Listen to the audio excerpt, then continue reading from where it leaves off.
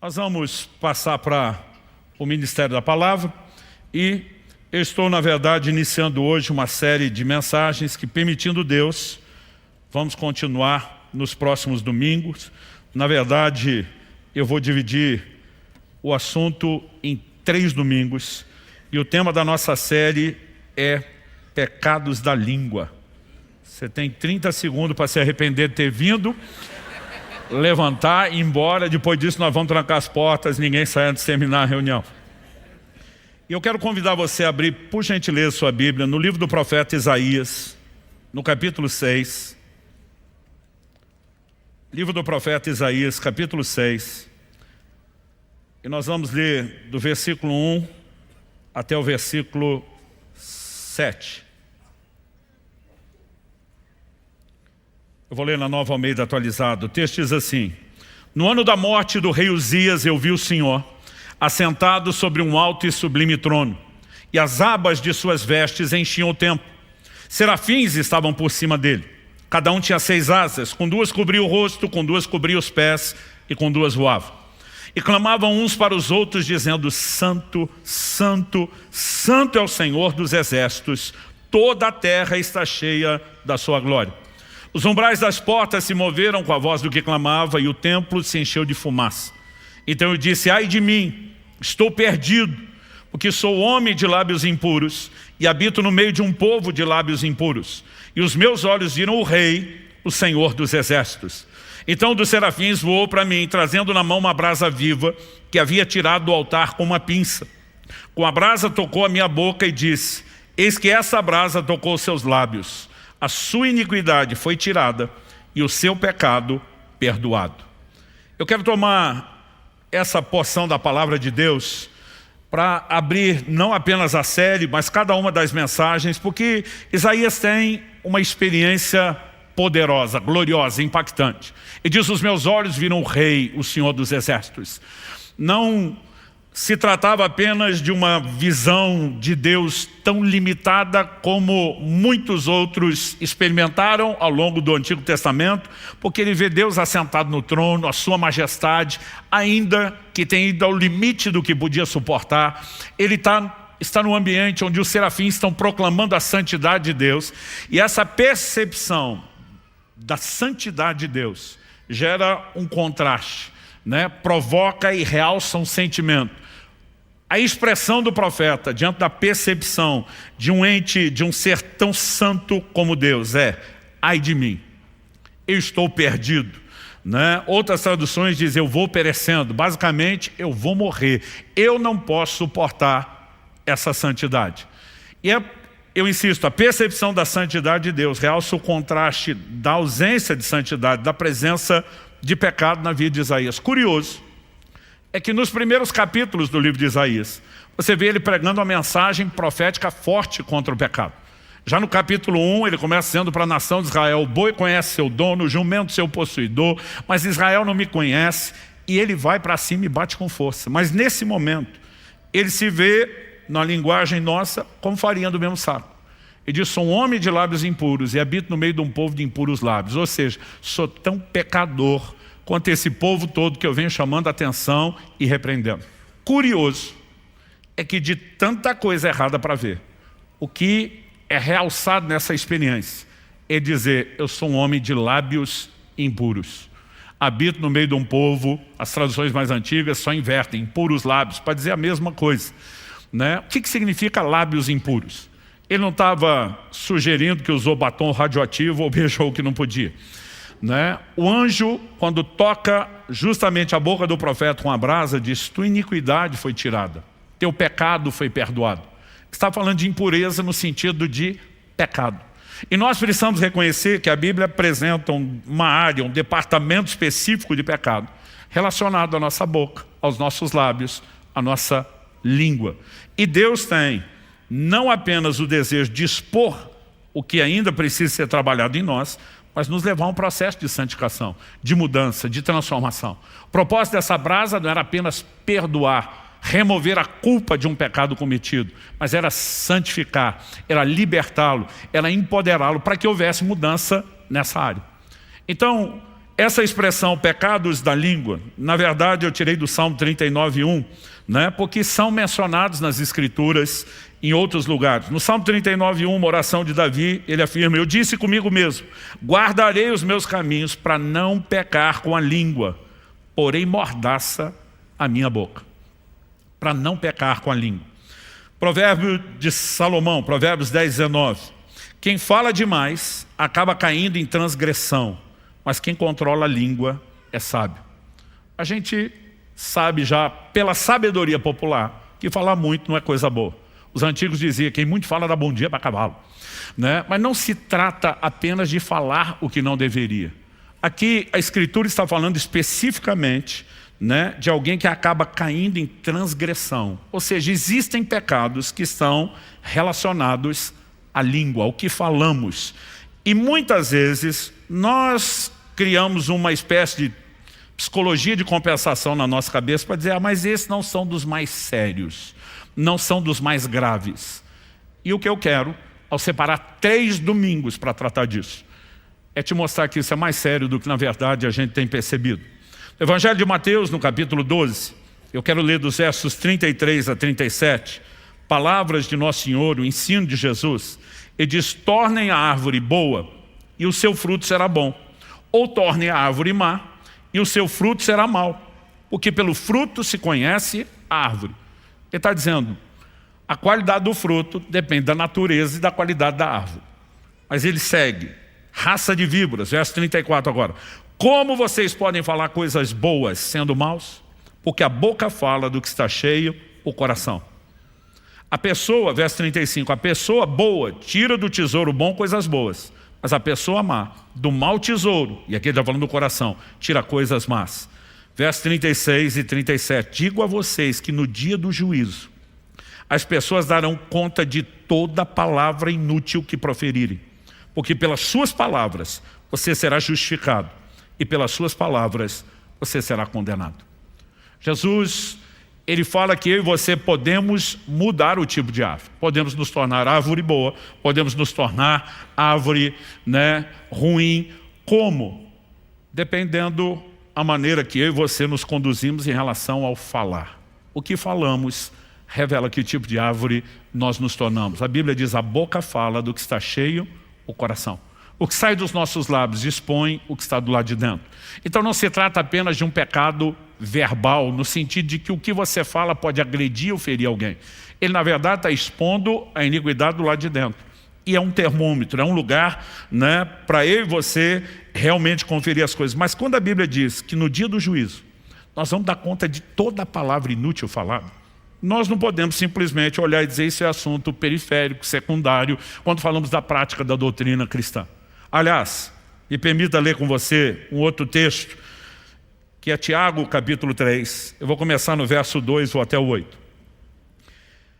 Porque todos tropeçamos em muitas coisas. Em primeiro lugar, todo mundo, sem exceção, muitas áreas de tropeço. Nós, quando nos convertemos, tivemos uma experiência de santificação inicial. Deus remove a culpa, o peso, a condenação, a vergonha de pecados praticados. Mas isso não significa que eu e você fomos aperfeiçoados por inteiro. A gente deu uma boa melhorada, graças a Deus.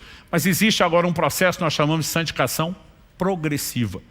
O apóstolo Paulo diz em segunda, carta de Paulo aos Coríntios, no capítulo 7, no verso 1, sobre aperfeiçoar a santidade no temor do Senhor. Então agora seguimos sendo trabalhados por Deus, cooperando com Ele para que a gente mude. Até que chegue o bendito dia do ápice da redenção, com a volta de Jesus, a ressurreição dos mortos, onde a Bíblia diz que esse corpo será glorificado.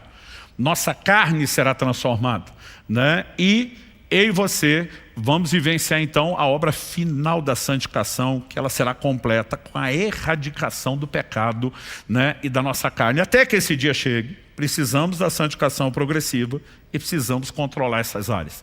E Tiago, ele aborda os cristãos que ainda não chegaram à perfeição, mas que almejam isso.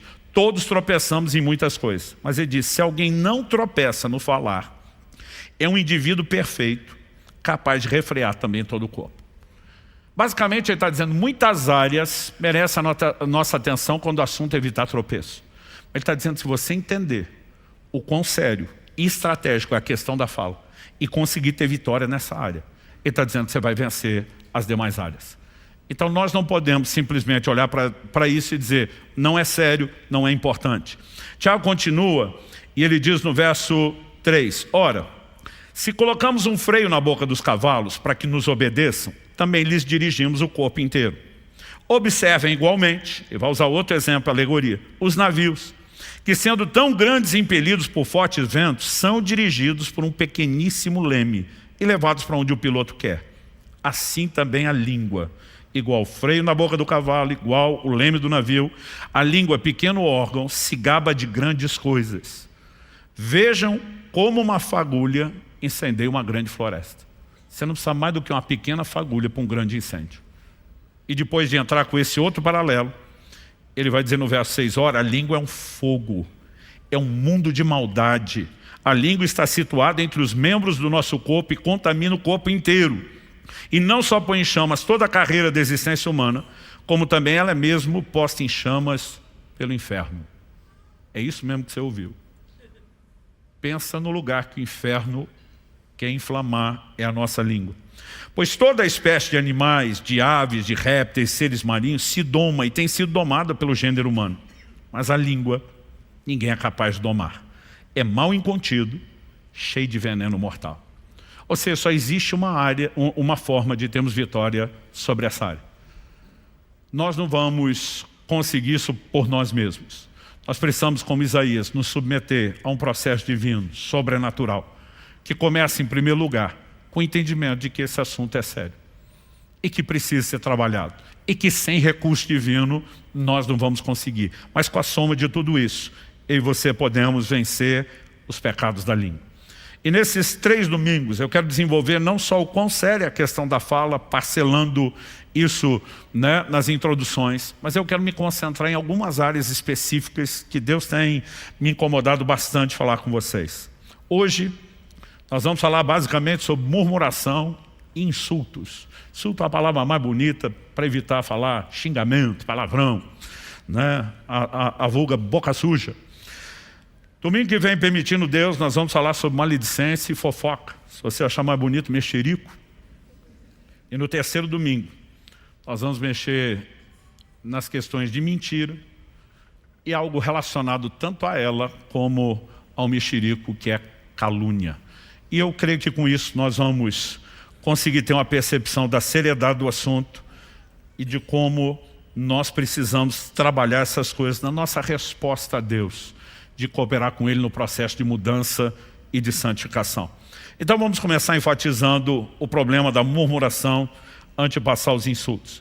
Em primeiro lugar, em primeira carta de Paulo aos Coríntios, no capítulo 10, versos 10 e 11, nós temos uma ordenança, né? Não murmureis. É um imperativo, né? Nos chama a uma ação de não fazer algo, mas é uma ordem bíblica, né? A tradução que eu estou usando, a Nova Almeida, diz, não fiquem murmurando, como alguns deles murmuraram. Alguns deles está falando dos israelitas do Antigo Testamento. E foram destruídos pelo exterminador. Essas coisas aconteceram com eles para servir de exemplo. E foram escritas como advertência a nós, para que o fim dos tempos tenha chegado. A palavra murmurar significa reclamar. Basicamente, ela não é necessariamente um ataque como um xingamento, não é necessariamente maledicência, não entra necessariamente no elemento fofoca, não entra na calúnia, na mentira, mas é reclamação. Agora, quando você olha para aquela geração que saiu do Egito, rumo à terra prometida, talvez a queixa mais repetida de Deus seja bater em teclas como rebeldia e incredulidade, mas o assunto que sempre vem à tona é a tal da murmuração. E o texto está dizendo, não murmurem como alguns deles fizeram e foram exterminados. E na sequência ele vai dizer, o que aconteceu com eles é para servir de exemplo e advertência para mim e para você.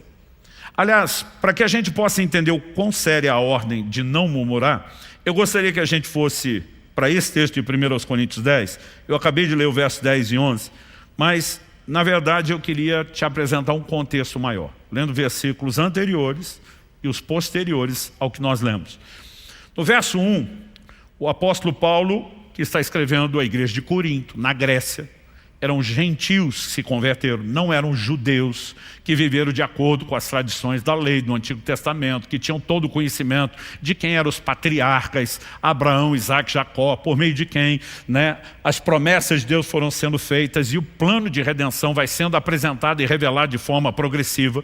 Mas ele mostra que esses gentios convertidos não podiam ignorar algumas informações que estão lá no Antigo Testamento. Ele diz assim: olha, irmãos, não quero que vocês ignorem que os nossos pais estiveram todos sob a nuvem, todos passaram pelo mar, e todos em Moisés foram batizados, tanto na nuvem como no mar. Todos eles comeram do mesmo alimento espiritual, beberam da mesma bebida espiritual, porque bebiam de uma pedra espiritual que os seguia, e a pedra era Cristo. Mas Deus não se agradou da maioria deles. Eu quero dar ênfase a isso. Deus não se agradou da maioria deles, razão pela qual ficaram prostrados no deserto, ou seja, não entraram na terra prometida, não viveram o cumprimento das bênçãos, das promessas que Deus tinha feito para eles. E aí ele diz no verso 6, ora, essas coisas se tornaram exemplos para nós, a fim de que não cobicemos as coisas más como eles cobiçaram. Antes de falar do exemplo, antes de falar de evitar o tropeço, ele está dizendo, não ignore que nossos pais foram batizados tanto na nuvem como no mar. Beberam de uma pedra espiritual que os seguia, que era Cristo. Ele está fazendo alusão aos dois momentos onde Deus fez sair água da pedra e, evidentemente, ele não está dizendo que aquela pedra, que eram pedras distintas, onde em dois momentos específicos saiu água, que a pedra literalmente os acompanhava. Mas estava dizendo, quem fez sair água da pedra e os sustentou no deserto foi o próprio Senhor. Mas quando ele usa a expressão bebiam de Cristo, ele está fazendo todo um paralelo da experiência deles com a nossa experiência de conversão a Cristo. Foram batizados na nuvem e no mar, batismo no Espírito Santo e nas águas. Comeram do mesmo alimento espiritual. Qual alimento espiritual que está sendo mencionado? O maná. Que Jesus em Mateus 4,4, fazendo alusão ao texto que fala do maná em Deuteronômio 8,3, diz, nem só de pão viverá o homem, mas de toda a palavra que sai da boca de Deus. Ou seja, não foram apenas alcançados pelo Evangelho, foram alimentados pela palavra de Deus. Beberam da mesma bebida espiritual, que emana do próprio Senhor. Ou seja, está falando que todo mundo teve uma experiência de conversão. Como é que se deu a saída do Egito? A libertação deles acontece na celebração da primeira Páscoa. Quando o cordeiro da Páscoa está sendo imolado, o sangue aspergido, eles estavam anunciando profeticamente o que Cristo faria. Paulo vai escrever aos mesmos Coríntios e vai dizer que Cristo é o nosso cordeiro pascal. Ou seja, o sacrifício de Cristo está para nós, como a Páscoa estava para eles. Com a morte do cordeiro, com o seu sangue. Eu e você fomos arrancados de uma tirania onde éramos escravos no reino das trevas. Fomos trazidos para o reino da luz. Nos tornamos povo de Deus. Agora, é possível ter toda essa experiência. E ainda assim a Bíblia diz, Deus não se agradou da maioria deles e eles não chegaram onde deveriam. Porque na vida cristã não se trata apenas de começar bem, mas de ir até o fim, de viver tudo aquilo que Deus tem para nós. E há muitas armadilhas que precisam ser evitadas no caminho. Então, o texto está dizendo, isso tudo está registrado como exemplo para a gente não vacilar como eles vacilaram, para a gente não tropeçar como eles tropeçaram. E ele começa falando de um dos pecados, a fim de que não cobicemos coisas más como eles cobiçaram. Mas ele não para na cobiça. Verso 7. Vamos continuar a leitura. Não sejam idólatras como alguns deles foram. Conforme está escrito, o povo assentou-se para comer, beber e levantou-se para divertir. Está escrito em Êxodo 32:6. O momento onde nós temos o primeiro registro histórico de um carnaval. O povo faz o bezerro de ouro quando Moisés está demorando para descer do monte e começam as festas. E a Bíblia diz que o povo estava literalmente desenfreado, sem freio. Então a Bíblia está dizendo, não sejamos idólatras como eles. Ele continua no verso 8. Não pratiquemos imoralidade, como alguns deles o fizeram, e caíram mortos num só dia 23 mil. A referência agora é Números 25. Quando as filhas dos moabitas, dos midianitas, começam a chamar os israelitas, não apenas para uma prostituição física, literal, que já era pecado contra Deus, mas exigiam em troca que eles se curvassem diante dos ídolos delas. E conseguiram combinar idolatria com imoralidade. E a Bíblia fala de uma praga e de muitos morrendo. Então o texto diz, não pratiquemos imoralidade. Como alguns deles fizeram, caíram mortos num só dia 23 mil. Agora vem o verso 9. Não ponhamos Cristo à prova, como alguns deles fizeram, e foram mortos pelas serpentes. Aqui a menção é Números 21, episódio das serpentes abrasadoras. O curioso é que o pecado principal ali é murmuração. E aí ele emenda no 10, junto com o por Cristo à prova. Não fiquem murmurando, como alguns deles murmuraram e foram destruídos pelo exterminador. Por que eu estou lendo isso tudo? Porque normalmente a gente pensa, idolatria, pecado sério. Imoralidade, piorou. Mas quando chega no assunto da murmuração, a gente diz, normal. E a Bíblia não está tratando isso como normal. Está dizendo, vai te enredar como a imoralidade enreda, vai te enredar como a idolatria enreda, vai te prender como a cobiça prende. Isso é chamado de colocar Cristo à prova. Então, no verso 11, nós já lemos e diz, essas coisas aconteceram com eles para servir de exemplo, foram escritos para advertência a nós, para quem tem chegado os fins dos tempos. Dito isso, ele diz, por isso, aquele que pensa estar em pé, veja que não caia. Não caia na idolatria, não caia na cobiça, não caia na moralidade, não caia na murmuração. Verso 13, não sobreveio a vocês nenhuma tentação que não fosse humana, mas Deus é fiel, não permitirá que sejam tentados além do que podem suportar. Pelo contrário, juntamente com a tentação, proverá livramento para que vocês a possam suportar. Quando você olha o quadro completo, não dá para dizer, olhando para uma murmuração, que é algo normal, aceitável, tolerável. E a Bíblia está nos chamando a uma ação específica, dizer não entre nesse jogo. E nós precisamos entender que a ordem não murmureis. É literalmente isso, é imperativo, é uma ordem que não é para ser desobedecida. Então quando alguém murmura, além de desobedecer uma ordem direta de Deus para não fazê-lo, ele está também afrontando diretamente uma outra ordem divina de que a gente deve fazer o oposto. O que é o oposto? Em 1 Tessalonicenses 5,18, a Bíblia diz, em tudo deem graças, porque essa é a vontade de Deus para vocês em Cristo Jesus. Efésios capítulo 5, verso 20, dando sempre graças por tudo a nosso Deus e Pai, em nome do nosso Senhor Jesus Cristo. O cristão é orientado a usar a sua boca para bendizer a Deus, em toda e qualquer situação. O apóstolo Paulo chega a dizer aos Filipenses, eu aprendi a viver contente em toda e qualquer situação. Ou seja, a gente não reclama, a gente não murmura, a gente bendiz, a gente agradece, a gente louva a Deus. E a murmuração, ela é o oposto. Evidentemente, a gente tem a capacidade de conseguir justificar o fato de a gente estar murmurando. Porque a maioria de nós vão dizer, estou reclamando do que está certo eu reclamar. Atos capítulo 6, verso 1 diz assim, naqueles dias, aumentando o número dos discípulos, houve murmuração dos helenistas contra os hebreus, porque as viúvas deles estavam sendo esquecidas na distribuição diária. Pergunta é, as viúvas estavam mesmo sendo esquecidas? A resposta é sim. Os apóstolos se levantam com toda a congregação e dizem, temos um problema, temos que resolver o problema, temos que consertar o problema, e consertaram. Então, o problema era legítimo, ninguém inventou, ninguém simplesmente criou uma situação que não existia. A questão é como se lida com o problema. A Bíblia diz que a murmuração vem de um grupo específico, helenistas, falando contra hebreus.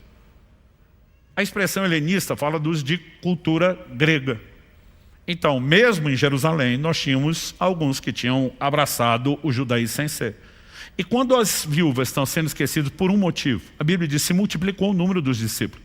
Os apóstolos não davam conta de atender tantos milhares de convertidos. E nós precisamos entender que todo o crescimento gera desafios. Um dia desses, alguém falou para mim, pastor, eu tenho saudade de quando nós começamos lá na Água Verde, um culto só, e dava para pegar na sua mão. Eu falo, eu tenho boas lembranças, mas não quero voltar para aquilo. Hoje nós estamos alcançando muitos milhares de pessoas, e eu estou feliz com mais gente sendo alcançado. Agora, não espere que eu pegue na sua mão. Um dia como esse, de 5 cultos, alguém falou, pastor, o senhor termina a pregar e já sai. Eu falei, queria você pregando 5 cultos para ver o que é. Então, assim, existem mudanças que são necessárias. Mas se você não sabe muitas vezes como apresentar, você pode gerar certas insatisfações. Então, de vez em quando, você tem que estar explicando, programando. E os apóstolos vão fazer isso. Mas o povo está reclamando, não está olhando para o problema que foi gerado pelo crescimento, que é um bom motivo. Eles estão dizendo, se fosse as viúvas dos hebreus, estava sendo atendido. Porque o problema não é muita gente. O problema é que tem lá a nata, a turma do departamento VIP, esses são atendidos, nós somos... E aí começa uma distorção de qual é o motivo do problema. Porque é a suposição da cabeça deles. Não é o que a Bíblia diz que era o problema.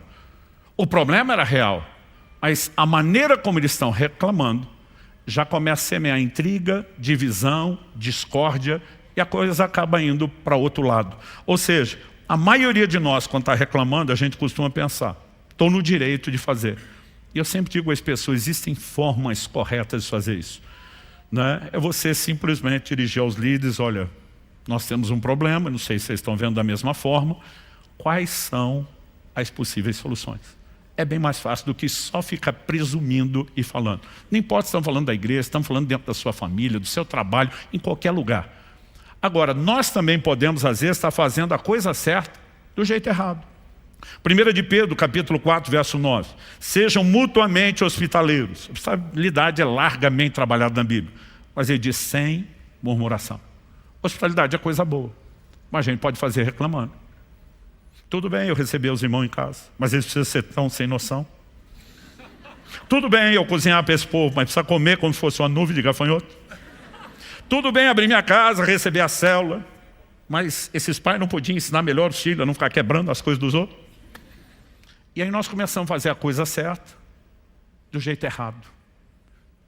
E a Bíblia está dizendo, você vai ser hospitaleiro sem murmuração. Não estraga a coisa boa que você fez reclamando de tudo aquilo que você está fazendo, ainda que seja algo bom. Quem está arrependido de ter vindo? Não, estou brincando, vamos continuar. Em Êxodo, no capítulo 16, a gente tem um retrato de Deus falando do comportamento do povo, que mostra que murmurar contra pessoas, reclamar até mesmo das circunstâncias, não necessariamente dirigindo alguém, é murmurar contra Deus. Pelo menos a perspectiva que Deus tem do seu povo, que deveria entender o cuidado do governo dele em toda e qualquer situação. Êxodo 16, de 6 a 8 diz: Então Moisés e Arão disseram a todos os filhos de Israel: Hoje à tarde vocês saberão que foi o Senhor quem os tirou da terra do Egito, e pela manhã vocês verão a glória do Senhor, porque Ele ouviu as murmurações de vocês contra o Senhor. Pois quem somos nós para que vocês fiquem murmurando contra nós?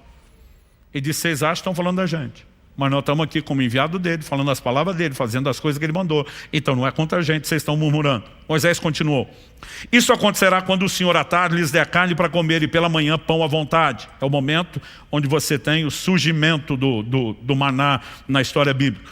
Porque o Senhor ouviu as murmurações com que vocês se queixam contra Ele. Ele repete, pois quem somos nós? Vocês não estão murmurando contra nós, mas contra o Senhor. Quando o filho está reclamando dos pais, quando marido e mulher estão queixando um do outro, quando o empregado está reclamando de patrão, normalmente nós achamos que estamos murmurando só contra pessoas. Mas o Deus que nos mandou dar graça, que nos mandou bem dizer, em vez de reclamar, Ele disse, seu problema comigo, não é só com os outros.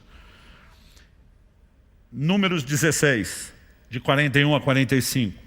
A Bíblia diz, mas no dia seguinte toda a congregação dos filhos de Israel murmurou contra Moisés e contra Arão. Nós tivemos o relato no mesmo capítulo 16 da rebelião de Coré, Datã e Abirão. O juízo de Deus se manifesta sobre eles.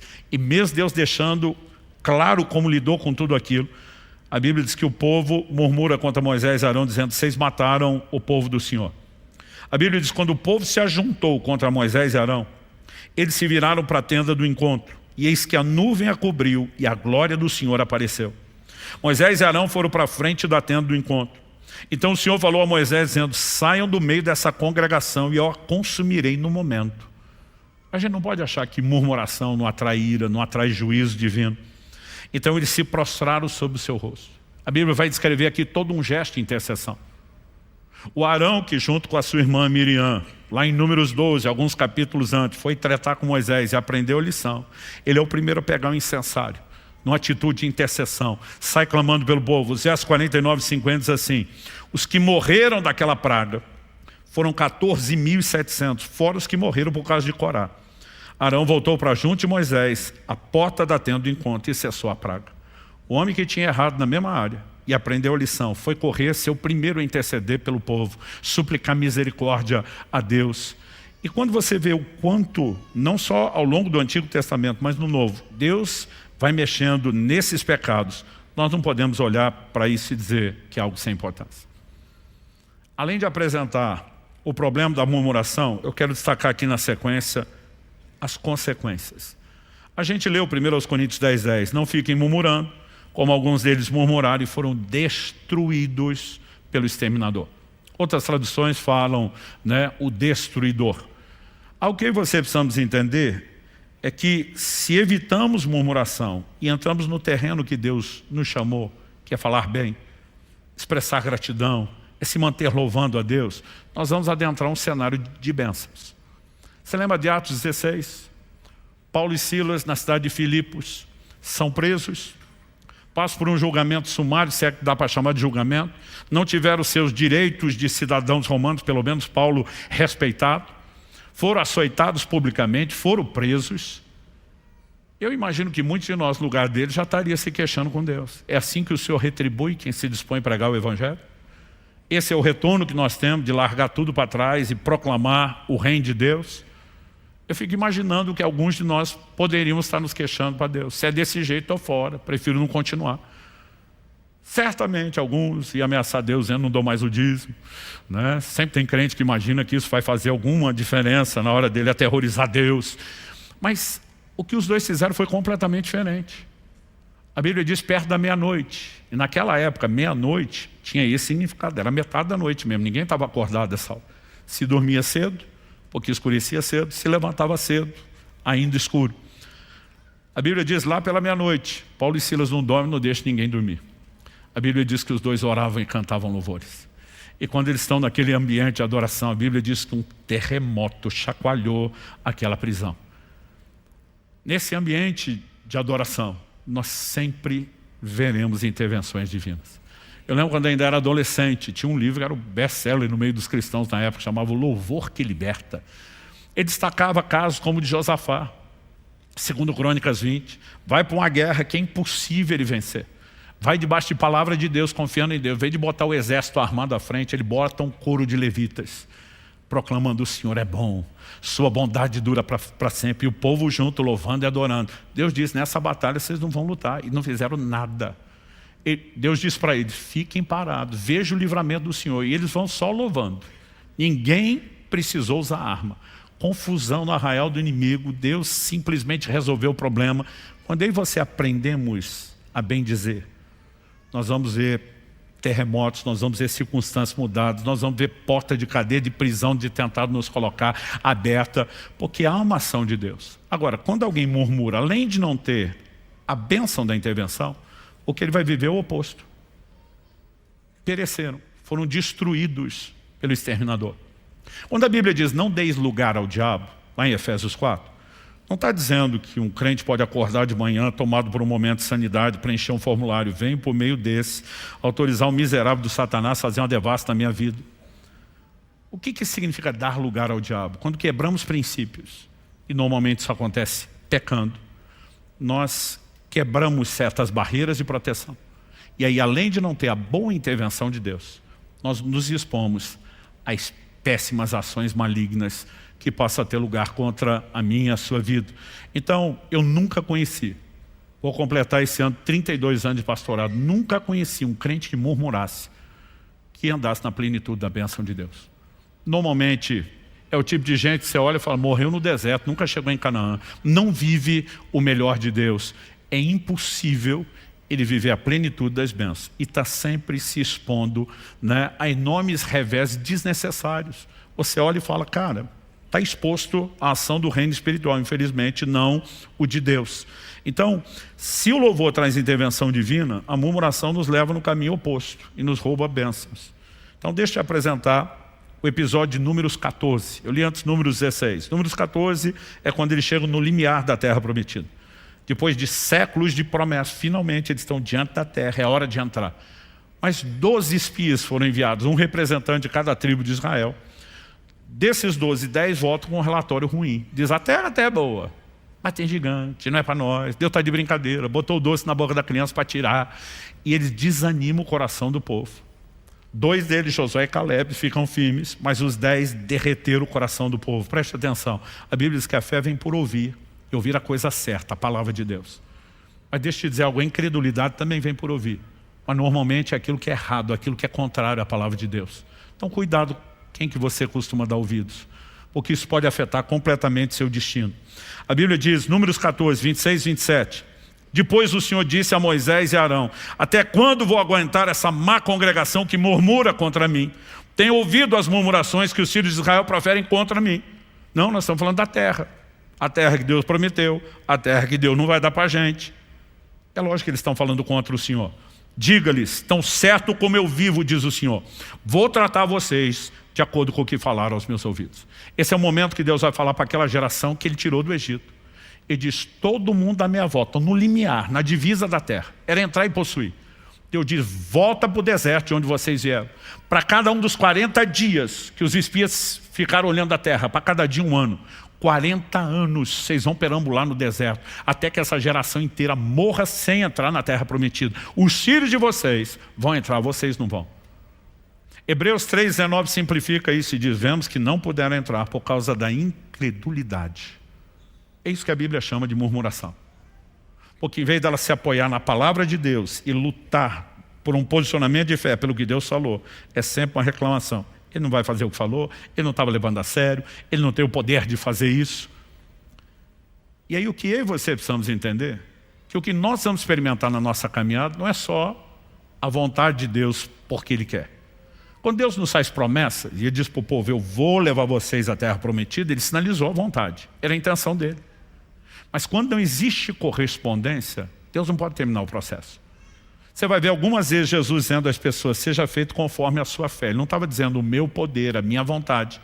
É lógico que o poder e a vontade dele serão acionados pela fé, mas ele está dizendo o que determina o que você vai experimentar, o que você crê. Aí Deus diz: vocês só murmuram e reclamam, eu vou dar a vocês exatamente o que vocês estão falando.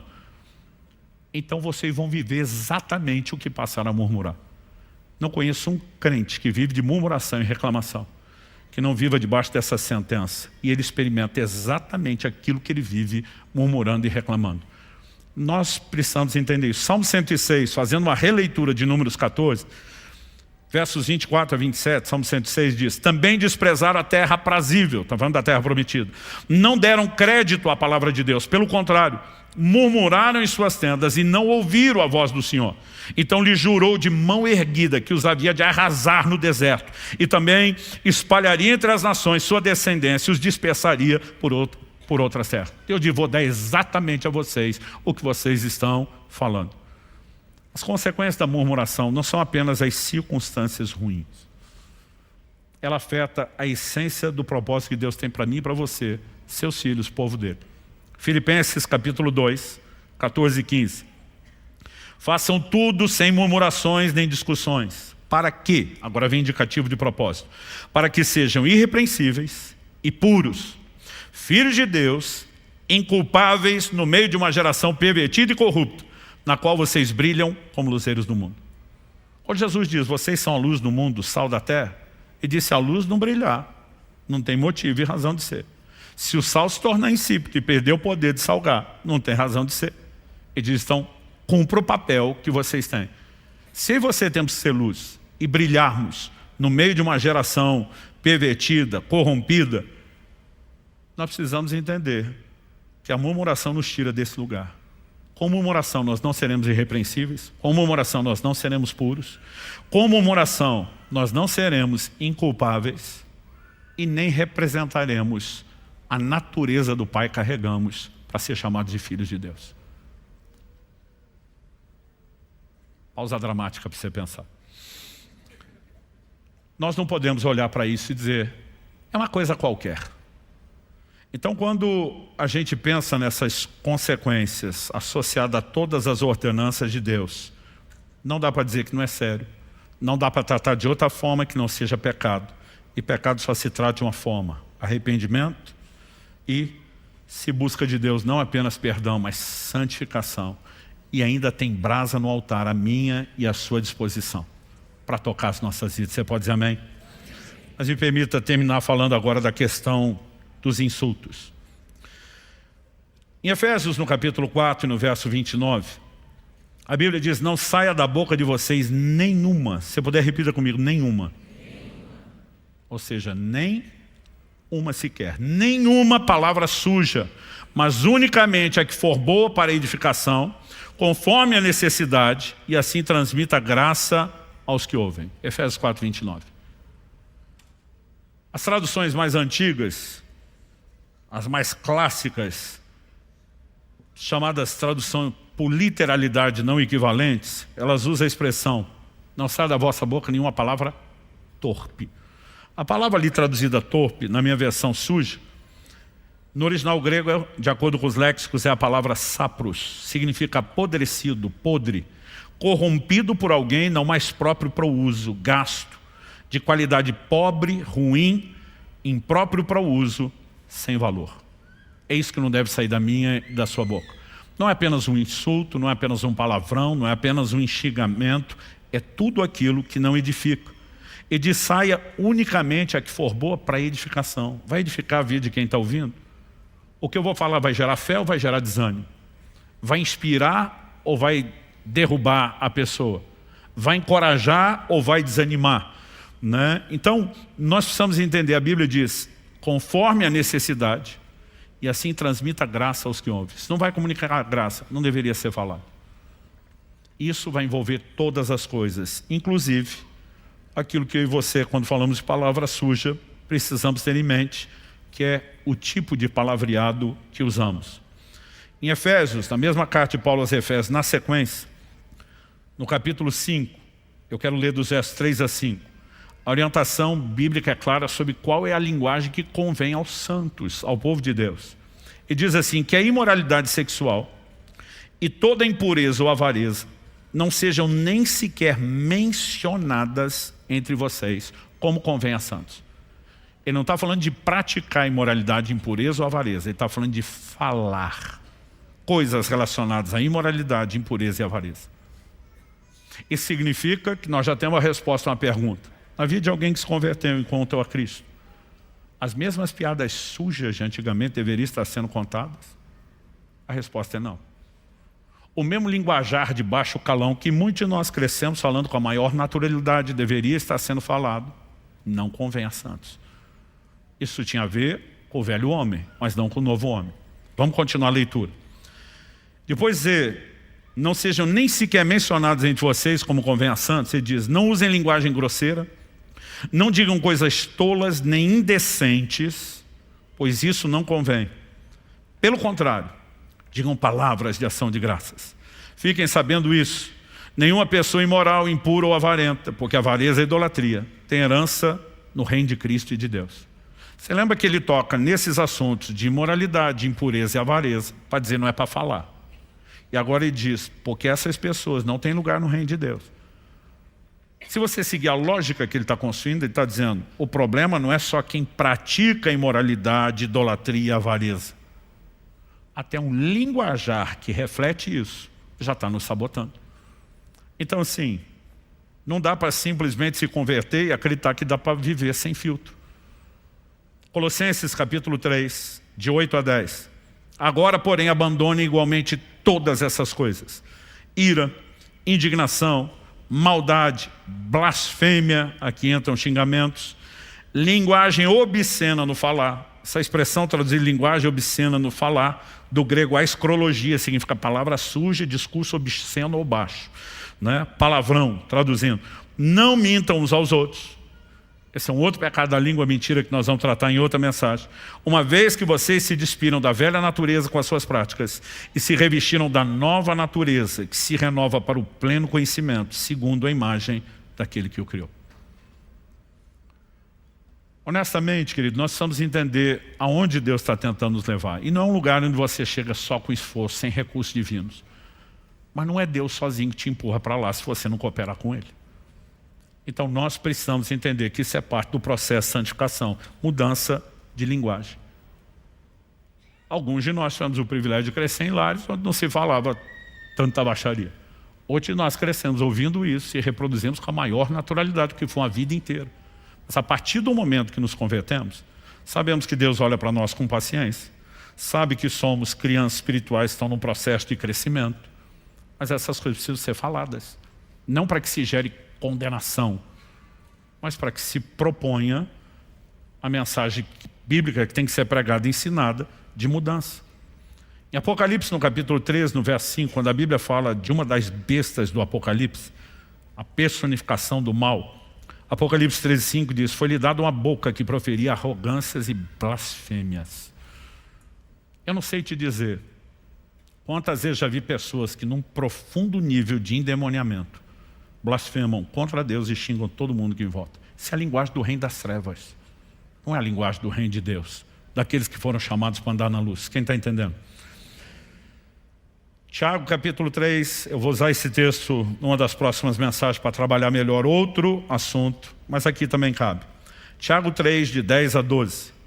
Ele diz: de uma só boca procede bênção e maldição. Está falando da boca dos crentes. Meus irmãos, isso não deveria ser assim.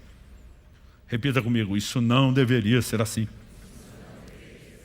Ele pergunta: por acaso pode a fonte jorrar do mesmo lugar água doce e água amarga? A pergunta é retórica, para todo mundo responder que não. Meus irmãos, será que a figueira pode produzir azeitonas ou a videira figos? Assim também, uma fonte de água salgada não pode dar água doce. Ou você está com água amarga, salgada ou doce. E a Bíblia diz que nós precisamos ser a fonte correta. Uma fonte que não só não fala o que é errado, mas fala aquilo que é correto. Quem está entendendo, diga amém. Então, a semelhança de Isaías, nós precisamos entender.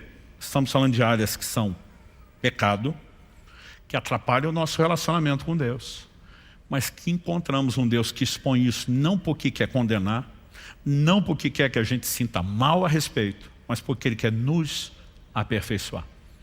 Então, qual é o processo? A semelhança de Isaías, quando enxergamos pecado, tem que ter arrependimento.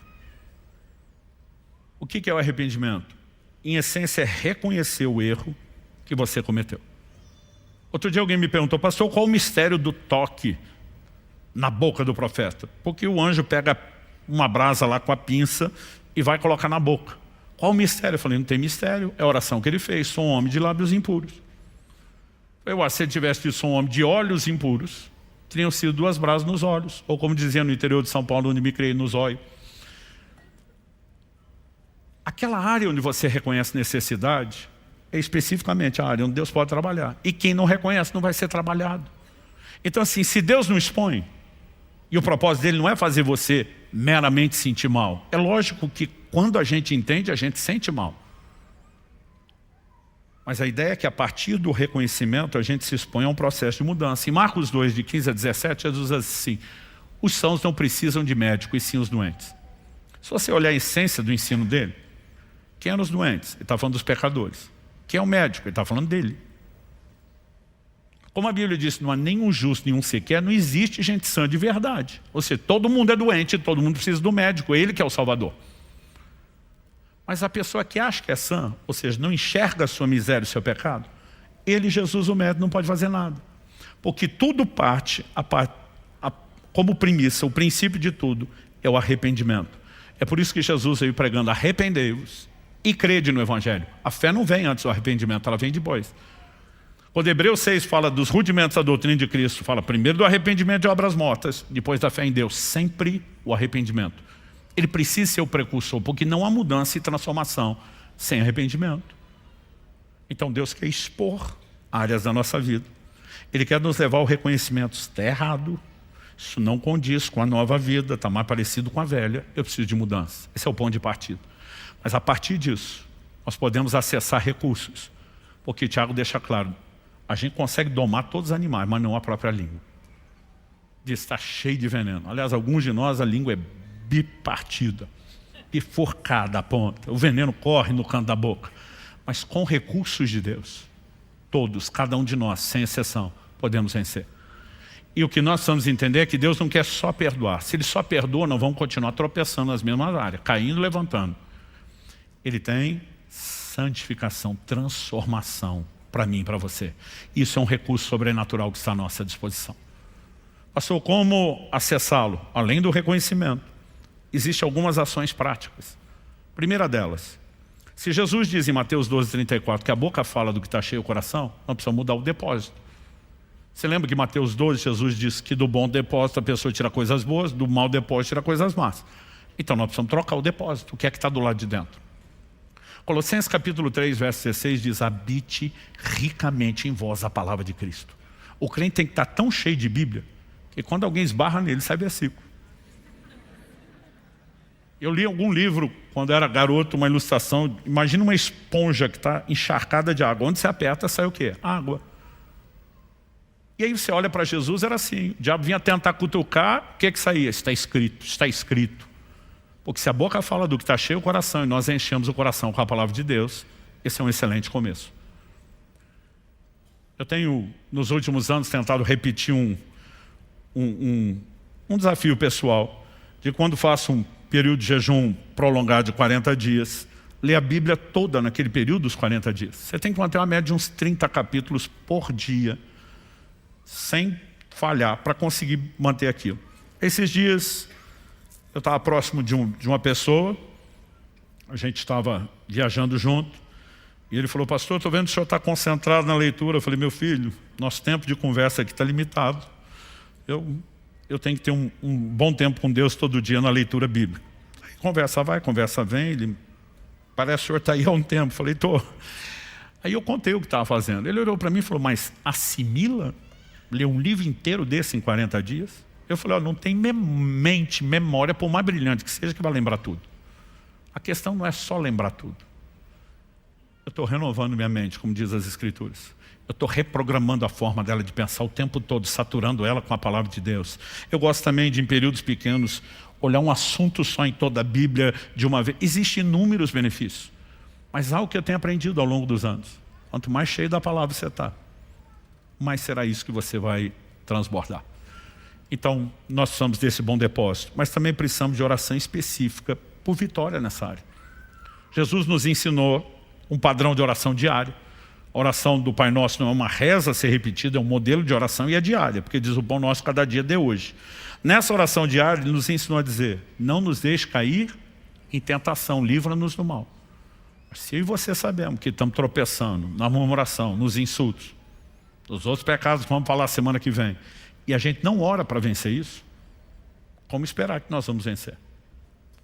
Agora, Salmo 141:3 diz, e eu já repeti várias vezes essa oração do salmista: põe guarda a minha boca, Senhor, vigia a porta dos meus lábios. Quantas vezes eu falava o que não devia, ou pelo menos não da forma como devia, e eu ia lá e orava e dizia: Senhor, põe guarda a minha boca, vigia a porta dos meus lábios. Não significa que Deus é que vai assumir o controle, mas a oração do põe guarda me mantém alerta.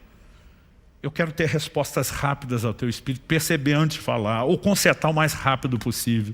E acredite, esse tipo de oração vai nos ajudar. Então, se nós abraçamos o processo, nós vamos crescer em maturidade, nós vamos romper espiritualmente. Isso vai fazer toda a diferença. Você recebe essa palavra? Vamos ficar em pé. Eu gostaria que nós orássemos.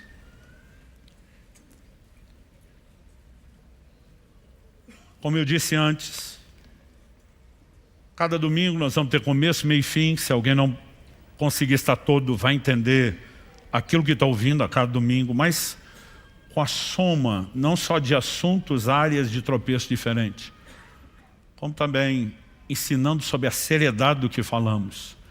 Eu acredito que nós podemos ter mais do que informação. Quanto mais nós somos expostos à própria palavra.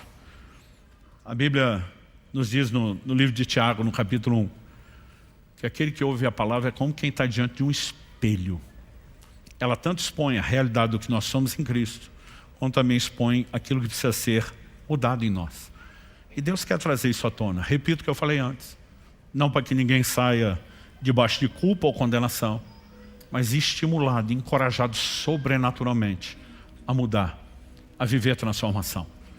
E Deus tem transformação para cada área das nossas vidas. E se vimos que isso é tão sério como apresentamos, não dá para simplesmente ignorar e dizer: a gente não precisa tocar nisso.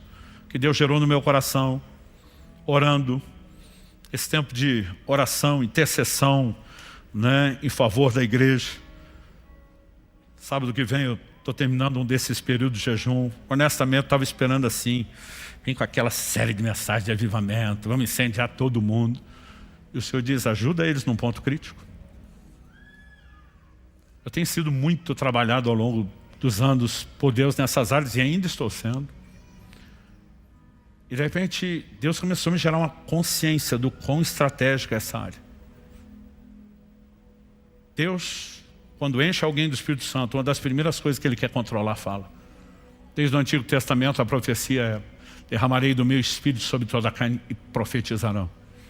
A Bíblia diz que todos foram cheios do Espírito, começaram a falar em línguas. Ao longo de toda a Escritura, ser cheio e falar mostra que Deus quer assumir o controle dessa área.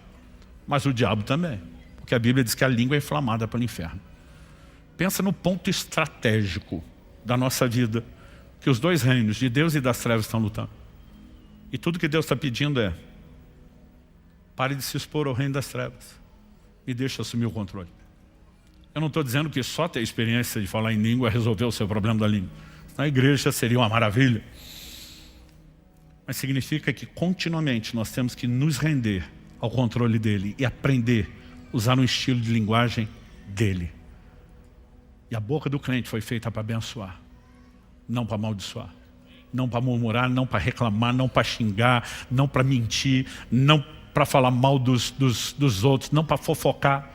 Se alguém falou: não, pastor, a gente já não chama mais de fofoca, são atualizações.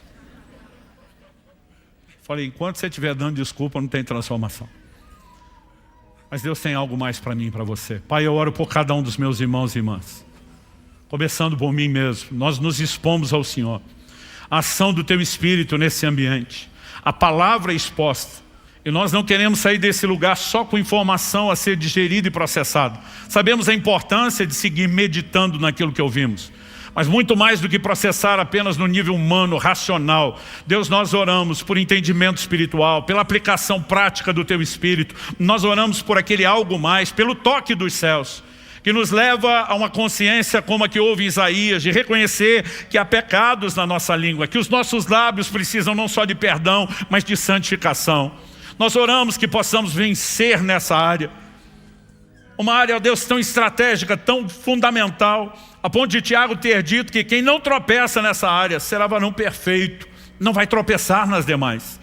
Nós queremos ser estratégicos nesse processo de santificação e nessas semanas concentrar força, dando atenção e resposta à Tua palavra. Nós oramos por cada um, suplicando graça e favor dos céus, para que haja crescimento, para que haja rompimento espiritual, em nome de Jesus. Se você crê e concorda, diga amém. E eu quero que você abra, por gentileza, a sua Bíblia, na primeira epístola de Pedro, no capítulo 2.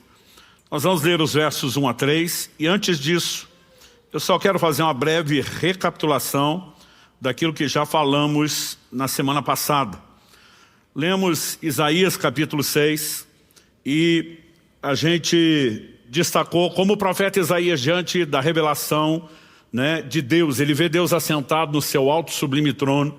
Ele tem não apenas uma percepção da grandeza, da majestade de Deus, mas serafins, seres celestiais estão à volta do trono proclamando: santo, santo, santo é o Senhor dos exércitos. E diante dessa percepção gigantesca da santidade de Deus, o que Isaías enxerga, um contraste muito acentuado, é a miséria, a falha dele, a ponto de dizer: ai de mim, sou um homem de lábios impuros e habito no meio de um povo de impuros lábios. E a gente percebeu que essa expressão, chamada por Isaías de impureza, ela na verdade é apresentada nas Escrituras como pecado. Porque um dos anjos pega uma brasa do altar com uma pinça, com uma tenaz, põe na boca do profeta e diz: a tua iniquidade foi removida, o teu pecado foi perdoado. A partir dessa declaração de um pecado, de um departamento específico dos lábios, da boca, aquilo que, o tipo de pecado se comete com a língua, ou seja, falando, a gente destacou que a Bíblia apresenta pecados que são específicos da língua. Nós podemos falar de pecados que são familiares, quebram os princípios da família, relacionais, todo tipo de relacionamento, mas a Bíblia tem essa categoria de pecados da língua. No Salmo 39:1, o salmista diz: eu disse comigo mesmo, guardarei os meus caminhos para não pecar com a língua, porém mordaça a minha boca. Então, se há pecados da língua, esses pecados tanto devem ser evitados, como quando, se nós reconhecemos que já os cometemos, não evitamos, O processo de arrependimento, como diz Isaías, de se expor aos recursos divinos, né, para a santificação, precisa acontecer na minha e na sua vida. E eu disse que seriam 3 domingos aqui de confronto, porque a palavra expõe a nossa realidade, a distância entre aquilo que somos e o que deveríamos ser, mas que a perspectiva deve ser correta.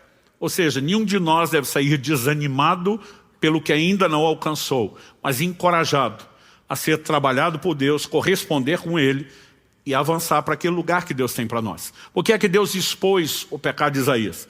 Não foi para dizer, olha, infelizmente, por causa disso eu não posso te usar. Foi para poder aperfeiçoá-lo, para que então depois Deus pudesse falar o que o profeta ouviu, a quem enviarei, quem há de ir por nós. E o profeta agora aperfeiçoado pudesse responder a Deus, eis-me aqui, envia-me a mim. E aquela boca, antes tomada pela impureza, agora santificada, pôde se tornar um instrumento de Deus. Isaías se torna um dos maiores profetas, não só do Antigo Testamento, mas de toda a história da humanidade. Porque aquilo que já serviu ao pecado, como a nossa boca, a nossa língua, pode ser santificado e pode ser usado para a glória de Deus. E esse é o plano e o propósito de Deus para cada um de nós. Talvez não seja o tema mais popular ou mais empolgante, mas como Paulo fala aos presbíteros de Éfeso, lá em Atos 20, eu não deixei de vos anunciar todo o conselho de Deus.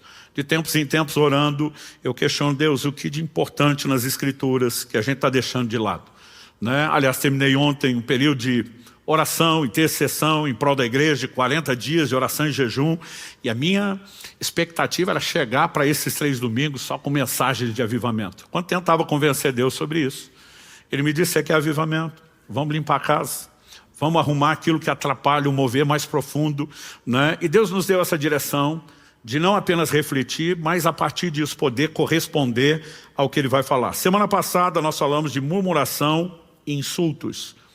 Hoje nós vamos falar sobre maledicência e fofoca. Você preferiu o termo bíblico mais refinado, é mexerico. Semana que vem nós vamos falar sobre mentira. Eu tinha anunciado que seria mentira e calúnia. Já troquei a palavra calúnia por falso testemunho, né? Ela se repete um pouco mais na Escritura e eu creio que seja uma definição melhor. Na semana passada falamos de vários versículos que destacam a importância de controle na área da língua e eu não vou lê-los todos, mas a cada mensagem eu quero apresentar algum que não falei antes.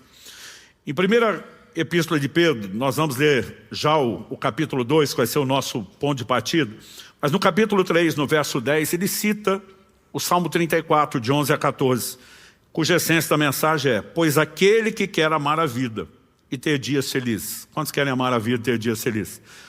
O texto diz, refreie a língua do mal e evite que os seus lábios falem palavras enganosas. Nós já vimos que Tiago destaca que todos tropeçamos em muitas coisas, mas se alguém refrear sua língua, é varão perfeito. Praticamente quase todas as outras áreas vão refletir a ordem quando conseguimos refrear a nossa língua. Então nós precisamos entender o que Deus tem, né, para nós. E antes de falar de maledicência e fofoca, vamos partir de uma orientação bíblica clara. Primeira carta de Pedro, Epístola de Pedro, capítulo 2, versos 1 a 3. Portanto, abandonem toda maldade, todo engano, hipocrisia e inveja, bem como todo tipo de maledicência. Como crianças recém-nascidas, desejem o genuíno leite espiritual, para que por ele lhes seja dado crescimento para a salvação, se é que vocês já têm experiência de que o Senhor é bondoso. Quando o apóstolo Pedro fala de coisas que devem ser abandonadas, nenhum de nós vai discutir que isso tem que ser deixado de lado. Abandonem toda maldade, todo engano, hipocrisia, inveja.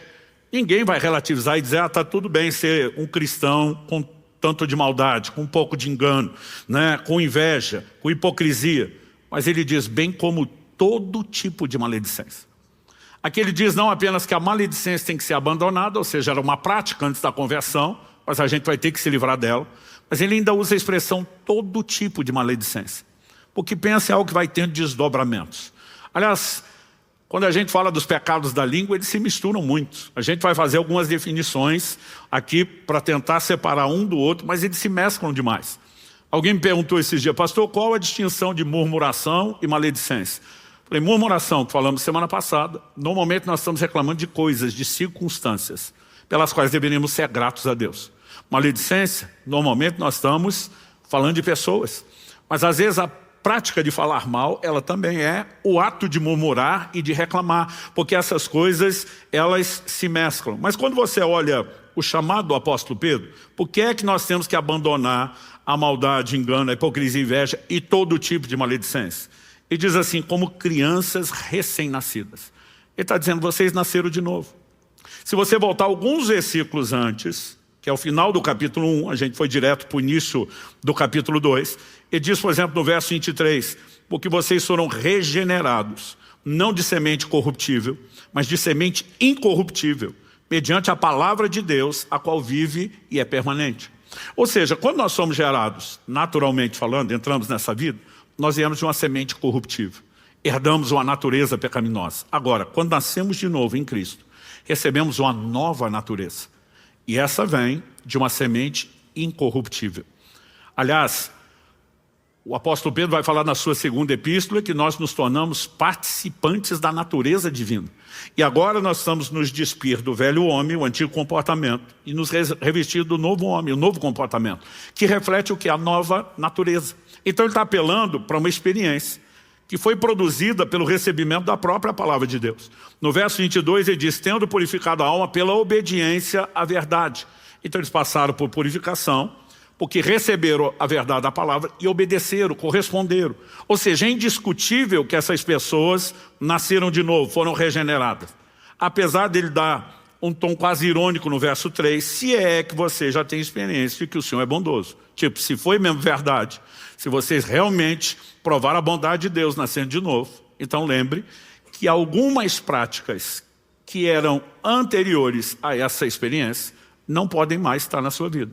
Você vai ter que abandonar, vai ter que se livrar disso. Ele não está dizendo que nenhum de nós se converteu sem, e nem tampouco que isso desaparece automaticamente. A eliminação dessa conduta, ela precisa ser intencional. Né? Ele termina a última frase do verso 25, antes de falar o que falou. Essa palavra é o evangelho que foi anunciado a vocês. O mesmo evangelho que anuncia o perdão dos nossos pecados, a remoção da condenação, também proclama para mim e para você mudança de conduta e mudança de comportamento. A gente já falou semana passada, eu repito, temos uma experiência de santificação inicial na conversão, mas existe uma experiência de santificação progressiva posterior à conversão.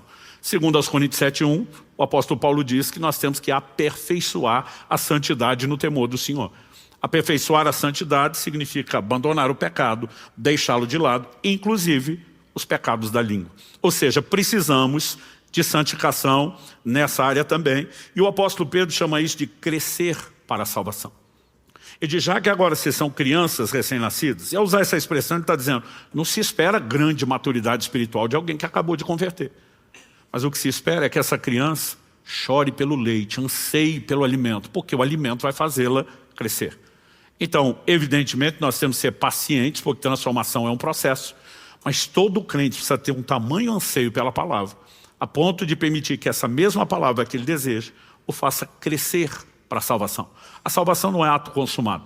Aquilo que começou está em desenvolvimento. Nas palavras de Paulo aos Filipenses, desenvolvei a vossa salvação com temor e tremor, o que envolve abandonar a prática da maledicência, porque isso é apresentado nas Escrituras, eu quero deixar claro, como pecado.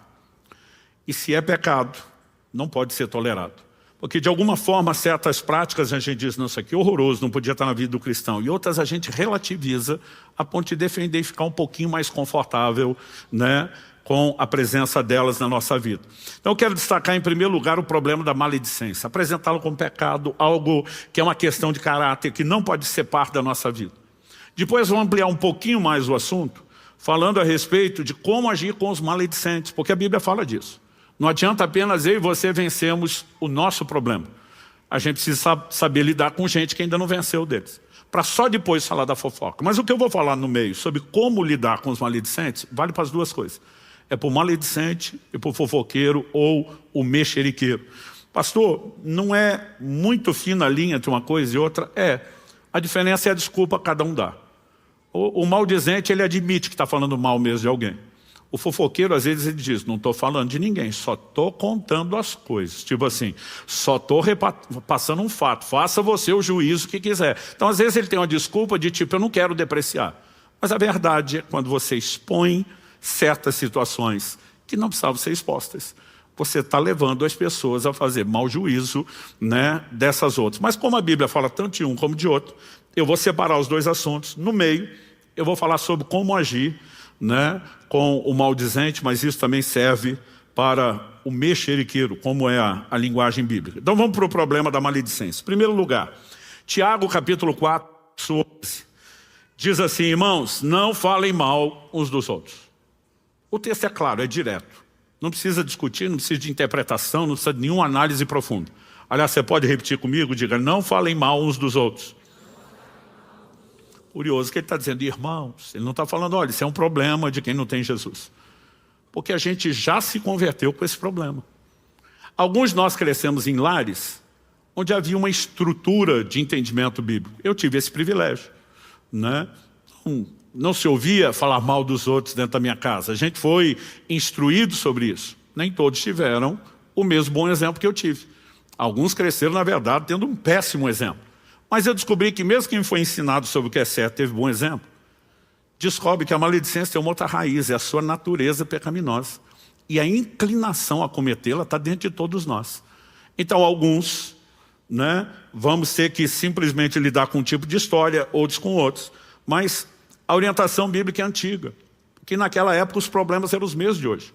Aliás, você pode olhar, Tiago está falando cerca de 2.000 anos atrás, você pode voltar mais de 3.500 anos atrás, né? Na época, por exemplo, ali de Moisés, ou mesmo antes de Moisés, o início dos registros bíblicos, e você vai perceber que problemas como esse já eram cometidos desde o início da humanidade, porque tem a ver com a natureza. Mas Tiago não para aí, ele diz: irmãos, não falem mal uns dos outros. Eu vou ler o verso 10 e 11. Aquele que fala mal do irmão ou julga seu irmão, fala mal da lei e julga a lei. Ora, se você julga a lei, já não é observador da lei, mas juiz. Então, em primeiro lugar, nós temos uma ordem clara de não falar mal dos outros. E se é uma ordenança bíblica, e a definição bíblica de pecado, 1 de João 3,4, é que o pecado é a transgressão da lei. Desobedecer à lei divina e falar mal é pecado, né? Maledicência é pecado. Não é apenas um mau hábito, não é apenas algo que atrapalha relacionamentos, né? Ele fere a essência da nossa relação com Deus. É tratado como pecado. Além de ser uma quebra direta, uma ordem de não falar mal, é a desobediência também de um outro aspecto. Porque eu e você não somos apenas ordenados a controlar nossa língua a ponto de não falar mal. Nós somos também orientados a falar bem. Não só orientados, é uma ordem. Lucas capítulo 6, verso 28, Jesus no Sermão do Monte diz: bendizei os que vos maldizem. Ou seja, eu não apenas me abstenho de falar mal, eu preciso aprender a falar bem. Tiago capítulo 3, eu li isso semana passada, do verso 2 ao 8. Eu quero repetir só o 7 e o 8, e eu vou ler até o 12, Tiago 3. A Escritura diz: pois toda espécie de animais, de aves, de répteis, de seres marinhos se doma e tem sido domada pelo gênero humano. Eu acho impressionante a capacidade do homem de domar os mais distintos animais. Uma coisa é você pensar no cachorro, que a gente convive bem, né? Mas você olha desde a antiguidade, o homem domando os cavalos. Já tive lugares como na Tailândia, eles domam os elefantes e às vezes usam como montaria, né? Lugares como a Índia, você vê os encantadores de serpente, consegue com música ter controle, né? Em parques temáticos ao longo do mundo, você vê os animais marinhos, orcas, golfinhos sendo adestrados, e a capacidade do homem de domar os animais é incrível. Mas Tiago diz: mais a língua. Homem nenhum consegue domar, é mal incontido, cheio de veneno mortal. Alguns, além do veneno da língua, ainda correm para fora no canto da boca. Mas o texto continua e diz assim: com ela bendizemos o Senhor e Pai, também com ela amaldiçoamos as pessoas criadas à semelhança de Deus. De uma só boca procede bênção e maldição. Meus irmãos, isso não deveria ser assim. Você pode repetir comigo? Isso não deveria ser assim. Tiago continua perguntando: por acaso pode a fonte jorrar do mesmo lugar água doce e amarga? Meus irmãos, será que a figueira pode produzir azeitonas ou a videira figos? Assim também uma fonte de água salgada não pode dar água doce. A mesma boca não pode produzir bênção e maldição. Pastor, então só vou não amaldiçoar. Não, você não pode só não amaldiçoar. Você tem que abençoar, você tem que bendizer. Não apenas a Deus, mas falar bem, né? Bendizer no sentido de abençoar, não, né? Louvor no sentido de exaltação como culto às pessoas. É uma ordem bíblica. E a maledicência, ela quebra a proibição de falar mal e ela violenta a ordenança de falar bem. Então dá para chamar de um pecado duplo, né? Com a mesma coisa você conseguiu quebrar 2 mandamentos. Agora, a questão não é se eu e você temos que lidar com a maledicência, é quanto ainda temos que lidar. É quanto disso ainda tem dentro de nós. Não significa que eu e você não tivemos nenhum tipo de mudança, né? Mas Tiago, antes de falar da língua, no capítulo 1 e no verso 18, ele fala que Deus, segundo o seu querer, nos gerou pela palavra da verdade. Está falando da experiência de novo nascimento. Quando chega no verso 21, ele diz, portanto, deixando toda a impureza e acúmulo de maldade, acolham com mansidão a palavra implantada em vocês, a qual é poderosa para salvar as vossas almas. Né? Ele está falando de uma palavra que já nos regenerou, mas que agora tem que ser acolhida, não no nível do nosso espírito, onde ela entrou como semente incorruptível, gerando a nova natureza, mas agora ela tem que ser acolhida e abraçada para restaurar nossa alma. Vai mexer nas nossas emoções, na nossa vontade, na maneira de pensar. Por quê? Ele falou que ainda existe acúmulo. Algumas versões traduziram isso como vestígio de maldade. Quando eu e você nos convertemos, né, a gente pode olhar e muito do mal que esteve presente na nossa vida foi arrancado, graças a Deus. Mas normalmente ele deixa vestígio. É impressionante como os peritos criminais conseguem, pelos vestígios da cena do crime, às vezes conseguir saber que tipo de crime foi cometido. Então, se tem uma parede furada de bala, sabe que uma arma foi disparada. Dependendo a angulação, sabe a altura do disparo. Dependendo da profundidade de penetração da bala, a distância que estava. Porque às vezes o vestígio, ele denuncia o crime, não está mais lá. Mas ele dá para saber o que aconteceu. E alguns de nós temos marcas e vestígios de coisas que já não estão presentes na nossa vida, mas que ainda, enquanto vestígio, tem que ser tratado. Então, acúmulo de maldade. Alguns de nós já não falamos mal como falávamos antes, mas às vezes ficamos naquela compensação. Já não é como antes, mas ainda temos coisas a ser tratadas. Esse assunto da maledicência, talvez de todos os pecados da língua que estamos destacando aqui, é uma das coisas que Deus mais fortemente, né, procurou trabalhar no meu coração, me fazendo entender se é uma questão de caráter. Em 2001, lembra exatamente o ano, né, porque foi pouco tempo depois daquele atentado terrorista das Torres Gêmeas nos Estados Unidos, que aconteceu em setembro de 2001. Então isso, né, aconteceu depois da metade da segunda quinzena de setembro, ali até o começo de outubro, alguma coisa assim. Eu tive um desafio na área de saúde, que eu tive um problema antigo, que quase não se ouve falar hoje em dia. Na época que eu tive, há 24 anos atrás, já não era tão comum. Né? Eu lembro quando fui conversar com o médico, tentando descobrir o que estava acontecendo com a minha perna, eu falei para ele, a avó da minha esposa diz que é erisipela. Ele falou, se a avó da sua esposa disse, porque elas têm um poder diagnóstico melhor que o nosso, que a gente quase não vê isso hoje. Eu lembro que eu ri da conversa dele.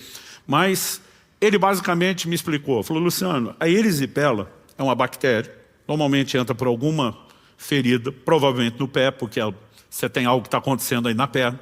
Ela se manifesta no momento de baixa imunidade do corpo. Mas, em essência, o que ela provoca? 2 coisas. Primeiro, uma febre localizada intensa. Não é em todo o corpo, mas naquele lugar é absurda a mudança de temperatura. Segundo, ela mexe principalmente na circulação sanguínea. Então, a pele fica inchada, as veias parecem estar todas afetadas. E eu não podia ficar de pé. Porque o lugar vai ficando tão dolorido que quando você fica em pé e o sangue desce para a perna com um pouco mais de força, a dor era insuportável. Eu cheguei a ficar 3 semanas numa cama, levantando uma única vez, né, ao dia, para numa única ida, com um só sofrimento, fazer tudo que precisasse no banheiro, né, de necessidades a banho, era um sofrimento. Na primeira semana ainda fiquei me dando alguma desculpa, vou ter um tempo fora da correria, vou aproveitar isso orando. Mas pensa no céu que estava fechado, de bronze. Pensa na oração que não fluía, leitura bíblica que não rendia. Chegou uma hora eu falei, não, vou ler os livros que eu preciso estudar, aprender. Também não fluía. Com 1 semana eu desisti da parte espiritual. Falei para minha esposa, pede para os amigos subirem, na época era pesado, televisão e videocassete. Vou para o entretenimento. Não achava que aquilo ia durar tanto tempo. Quando entrou a 3ª semana, eu não aguentava mais nem ver filme. Aquilo estava um tédio, sem contar o sofrimento. Eu lembro quando entrou a 3ª semana, eu comecei a orar. Falei, Deus, até hoje, todo tipo de enfermidade, de situação, desafio no corpo que eu lido, a gente enfrenta não só com medicação, com oração e fé, né? Para você ter ideia, o médico me informou, falou, Luciano, não é qualquer antibiótico que resolve isso. Ele falou, penicilina, por exemplo, que na época ainda se usava, já não tanto, ele falou, não vai nem cócega. Eu lembro que na época ele fez uso de um antibiótico, que era o cipro, que eles estavam usando naqueles outros ataques terroristas biológicos que apareciam traques nas cartas, né? Ele me disse o seguinte, nós vamos entrar coisa pesada, mas nada estava fazendo efeito.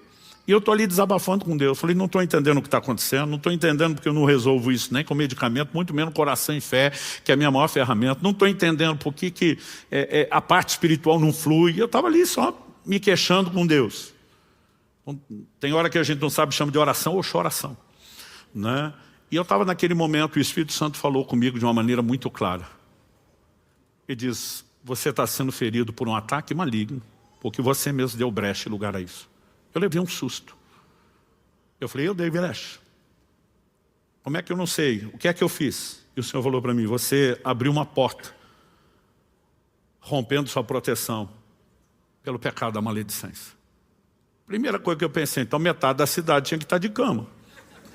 No mínimo, para ser generoso, metade da cidade. O Espírito Santo na hora falou, metade da cidade não tem a luz da palavra que você tem. A Bíblia diz que a quem muito é dado, muito será cobrado. Cada um de nós vai ser cobrado, aliás, estou aumentando sua responsabilidade nesses domingos, de corresponder com Deus. E eu falei para Deus, que pecado exatamente de maledicência sempre foi uma coisa que a gente procurou cuidar. E Deus me trouxe à tona claramente uma situação que a gente estava lidando no contexto da liderança da igreja. Tínhamos algumas situações a serem resolvidas. Semana passada, quando falei de murmuração, eu citei Atos 6. Com o crescimento da igreja, sempre há desafios e ajustes. E algumas viúvas começaram a ser esquecidas, isso era fato, ninguém inventou o problema, estava lá. O que as pessoas inventaram foi o motivo do problema. Os helenistas começam a murmurar contra os hebreus, como quem diz, se a gente falasse hebraico, fosse da mesma cultura como eles, não estaríamos esquecendo. Ou seja, o problema não era a incapacidade de atender todos. Naquele momento para eles isso é preconceito. E algumas coisas começam a ter dano. Nós tínhamos alguns problemas reais e algumas reações que precisávamos cuidar, como os apóstolos levantaram para resolver. Mas não havia acordo na liderança. E eu lembro que eu me dirigi ao nosso líder principal e falei, vou falar só com você e não na frente de toda a equipe, algo que eu entendo que talvez você não esteja vendo e que as suas decisões não estão cobrindo isso. E o problema só vai piorar. Eu falei, então, vim sozinho, só eu e você, e não vou falar disso para mais ninguém. Na próxima reunião, ele abre o assunto e diz, Luciano me procurou com preocupações, que eu acho que toda a equipe tem que saber e não é só eu. Ele não quer me expor, mas ele acredita que eu estou agindo errado e eu quero que ele fale com vocês. A partir do aval dele, falei, você tem certeza? Ele falou, sim. Eu abri para toda a equipe. O problema, minha esposa disse, você não precisa estar certo para ganhar a discussão, você só pode ser bem persuasivo, bem argumentador. E eu convenci todo mundo do ponto de vista. Mas ele queria que eu abrisse para simplesmente dizer que nós não pegaríamos o meu caminho. O problema é que todo mundo ficou com o meu argumento.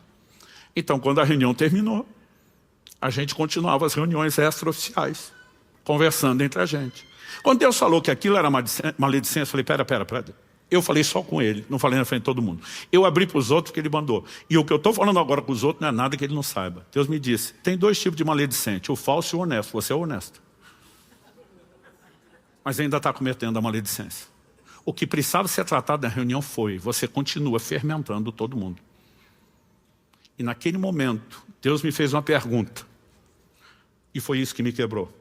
Se você tivesse que colocar no meu lugar e enviar o seu próprio filho à terra para salvar a humanidade, que tipo de pai adotivo você escolheria para ser um espelho para o seu filho? Quais características você esperar nele? Puxei a folha de papel e comecei a escrever. Não deu uma coluna, fiz a segunda, fiz a terceira. Tudo quanto é bom adjetivo que você imaginar, eu tentei nomear naquele pai, porque eu pensei, se fosse para ser pai do meu filho, já seria exigente. Mas eu, pensando como Deus, o padrão tem que ser completo. Eu enchi 3 colunas numa folha só, numa página só, de adjetivos. E quando eu terminei, falei, eu acho que isso aqui estava bom. Eu não sabia para onde ia a conversa. Foi nesse momento que o Espírito Santo falou comigo, vai lá para Mateus capítulo 1, e vai ver a minha lista a respeito da pessoa que eu escolhi. Eu fui para Mateus 1, 18 e 19, que eu quero ler com você. A Bíblia diz assim, ora, o nascimento de Jesus Cristo foi assim. Estando Maria, sua mãe, desposada com José, sem que tivessem antes coabitado, achou-se grávida pelo Espírito Santo. Mas José, seu esposo, sendo justo e não a querendo infamar, resolveu deixá-la secretamente. Tudo que a Bíblia diz sobre José cabe em duas descrições, dois adjetivos. Justo e alguém que não quis infamar, ou difamar, ou falar mal de Maria. A Bíblia diz que estão noivos, comprometidos um com o outro por casamento. E daqui a pouco José descobre que Maria está grávida. Você acha que a primeira coisa que passou na cabeça dele foi obra do Divino Espírito Santo? O maior milagre da humanidade está acontecendo logo comigo. Primeira coisa que ele pensa é que Maria foi infiel. Ele não vai sustentar o compromisso, casamento cancelado.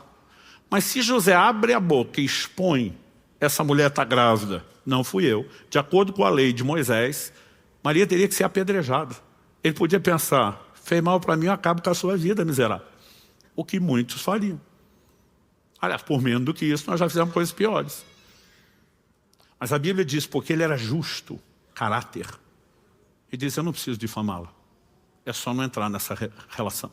Ele também não age só por impulso. A Bíblia diz que enquanto ele está ponderando as coisas, o Espírito Santo diz, ei, agora Deus vai visitá-lo, explicar, dar o outro lado da versão, dizer o que ele deve fazer. Mas até que ele entenda, ele já tinha um posicionamento. Eu não falo contra essa mulher. E Deus me disse, tudo o que eu precisava em alguém que seria o espelho para o meu filho, era um padrão de caráter, que não difame ninguém, nem quando acho que tem motivo. E o chão sumiu debaixo do meu pé. Eu nunca tinha olhado para isso como um traço de caráter tão importante, tão necessário. O que é que se espera de mim e de você, meu querido? O apóstolo Paulo fala em 2 Coríntios 12, 20. Pois tenho receio de que, indo eu até aí, não os encontre na forma em que gostaria de encontrá-los. Epístola onde está trabalhando o aperfeiçoamento da santidade. E diz assim, que haja entre vocês briga, inveja, ira, egoísmo, difamação, intriga, orgulho, tumulto. Todo o resto a gente iria, encrenca. Mas por que a gente aceita a presença da difamação no nosso meio? Como se fosse algo que deveria ser encontrado nas nossas vidas. Gente, pecado, falta de caráter, gera não apenas desconexão na comunhão com Deus, problema com os irmãos por corpo de Cristo. Mas qual as consequências? Até que ponto insistir nesse pecado pode nos levar? Primeira carta de Paulo aos Coríntios, capítulo 6, de 9 a 11. Vocês não sabem que os injustos não herdarão o reino de Deus. Não se enganem. A frase não se engane, está falando para os crentes. Nem morais, nem idólatras, nem adúlteros, nem afeminados, nem homossexuais, nem ladrões, nem avarentos, nem bêbados, nem maldizentes, nem roubadores herdarão o reino de Deus. Alguns de vocês eram assim. O problema nunca foi o passado. Ele diz, mas vocês foram lavados, santificados, justificados em nome do Senhor Jesus Cristo e no Espírito do nosso Deus. O problema não é se no passado você foi roubador, se você foi imoral, se foi idólatra, se foi bêbado, se foi avarento. A questão é, depois da conversão, vai se manter nesse lugar? Vai voltar para isso agora? E no meio da lista, ele coloca os maldizentes. Ou seja, eu e você precisamos olhar para isso com seriedade. Enquanto a gente ficar tentando justificar e dizer que não é tão sério, não é tão problemático, não é tão pecaminoso, não tem consequência, nós não vamos vencer nessa área. Os maledicentes não fazem mal só aos outros. Eles estão fazendo mal a si mesmos. Provérbios 13, 3 diz, quem vigia suas palavras conserva a sua vida, mas o que fala demais arruína a si mesmo. Então, ele não está gerando problema só para os outros. Ele está trazendo uma desconstrução para a sua vida espiritual, não só relacional. Quando me recuperei da erisipela, e foi muito rápido depois do arrependimento, eu fiquei com uma cicatriz que eu vou lembrar para sempre do assunto. Porque a febre localizada, como eu disse, era tão forte que minha pele necrosou, queimou de dentro para fora. Então, o organismo precisou repor no local específico toda a pele. O médico que estava me acompanhando falou, não tome sol, isso é pele nova de bebê, vai reagir diferente do resto. E eu ficava de bermuda na sombra, sem perceber que o mormaço teria o mesmo efeito. Nos primeiros dias ele já olhou e falou, cara, você está expondo isso. Não, eu estou na sombra. Ele falou, mas você está sendo afetado pelo calor. Você tinha que estar enfaixando, protegendo isso até recuperar bem. Vai ficar manchado. Foi ainda dá tempo de reverter, porque está pouco, começou. e recomendou a pomada. Eu falei, não, doutor, não precisa preocupar com isso, não. Você não tem noção do como essa minha canela é escura. Quando eu saio de bermuda, todo mundo fica olhando, né, o que é aquilo. E eu tenho um lembrete para o resto da vida. Não entregue a sua língua à maledicência, nem que seja honesta. Vamos avançar. Pastor, quando a gente aprende o que o senhor aprendeu e começa a não entregar a nossa língua, mas temos que lidar com gente que não entendeu isso. Então vamos falar sobre como agir com os maledicentes. Primeiro conselho bíblico. Afaste-se deles. Eu não sei se a gente chama de conselho ou ordenança, que tem mais peso. Primeira carta de Paulo aos Coríntios, capítulo 5, de 9 a 11. Na outra carta, já escrevi a vocês que não se associassem com os impuros. Diga comigo, não se associar. Ele continua e diz, refiro-me com isso não propriamente aos impuros desse mundo, aos avarentos, ladrões ou idólatras, pois nesse caso vocês teriam de sair do mundo. E aí você fomos chamados para ser luz do mundo, sal da terra. Não dá para simplesmente dizer, a gente não tem nenhum tipo de contato. Olha o que ele diz. Mas agora, escrevo a vocês que não se associem com alguém que, dizendo-se irmão, ou seja, tendo passado pela experiência do novo nascimento, for devasso, avarente, idólatra, maldizente, bêbado ou ladrão. Nem mesmo comam com alguém assim. A ideia de evitar a pessoa não é descartar quem tropeçou. Se você pegar o conselho que Paulo dá nas duas epístolas, ele vai falar sobre pessoas que precisavam ser isoladas pelo pecado que cometeram, né? Mas o apóstolo Paulo vai dizer que eles precisavam de um processo de disciplina, mas ao mesmo tempo não poderiam ser consumidos por excessiva tristeza. Então, se você pega o ensino de Paulo, além da epístola aos Coríntios, ainda vai dizer, trate como irmão, não como inimigo. Mas havia uma medida que visava levar a pessoa a refletir sobre os seus atos e poupar. Porque quando você deixou de ser influência e insiste no contato, provavelmente você vai acabar sendo influenciado. Então, nós precisamos entender que é uma orientação bíblica clara. Afaste-se deles. Porque, entre outros motivos, algo que a Bíblia nos ensina é não alimentar o fogo da maledicência. Provérbios 26, versos 20 e 21. O texto diz, sem lenha o fogo se apaga. E não havendo difamador, infamador, quem produz má fama de alguém, cessa a discórdia. O que o carvão é para as brasas e a lenha para o fogo, o briguento é para acender uma discussão. Então vamos pegar aqui vários tópicos abordados no mesmo assunto. Difamação, discórdia, briga e discussão. Em outras palavras, ele está dizendo, se você ficar botando, né, lenha para o fogo, carvão para as brasas, o fogo não apaga nunca. Pelo contrário, você alimenta. Então, o que a Bíblia nos orienta é não alimentar o fogo. Em vez de alimentar, extinguir. Como? Em primeiro lugar, nós não podemos dar ouvidos. Paulo escreve a Timóteo e diz, não dê ouvidos a fábulas profanas de velhas caducas. Gente, se fala bobagem desde os tempos antigos. E alguém que não tem controle sobre o que sai da boca dos outros, pode ter controle sobre o seu ouvido. Porque alguns de nós não estamos pecando com a boca, mas estamos pecando com o ouvido. Por quê? Se a gente não ouvir quem quer falar mal, a coisa acaba. Mas o problema é que nós damos ouvido. E depois dá ouvido, a gente passa para frente. E aí a gente peca com a boca. E o quem nos ouve, peca com o ouvido. E depois ele vai pecar, e o fogo, ele vai se retroalimentando. Na verdade, quando a Bíblia fala para não se associar, não é só não ouvir, porque a gente poderia estabelecer limites. Isso você não fala, mas eu até convivo. Mas a Escritura, ela nos mostra que o convívio com pessoas cujas práticas são questionáveis se torna cumplicidade. Então a gente não deve dar ouvido, a gente não deve andar junto. Daqui a pouco vou falar sobre isso no Mexerico, mas a Bíblia mostra que nós temos que repreender a pessoa que está no erro. Não repreender também é cumplicidade. Agora, quando você pensa nesse desenho, gente, me explica como é que justifica o que nós fazemos hoje, porque problema de relacionamento existe desde sempre, gente. Só que o problema hoje é que nós vivemos dias de globalização com um mundo que está totalmente virtualizado. Agora, me ajuda a entender qual o sentido de eu e você, como cristãos, ficar dando atenção à maledicência e fofoca por meio de posts nas redes sociais, por meio de vídeos no YouTube, notícias de sites. O pior é que os crentes têm desculpa para isso. Eu lembro de uma reunião que eu cheguei de pastores e fui participar de uma conversa e estavam falando mal de outros ministros que não estavam ali. Falei, gente, vocês já vão começar pecando? Não, a gente chama isso aqui de atualização ministerial. Sabe, eu não estou dizendo que você tem que ser descontextualizado.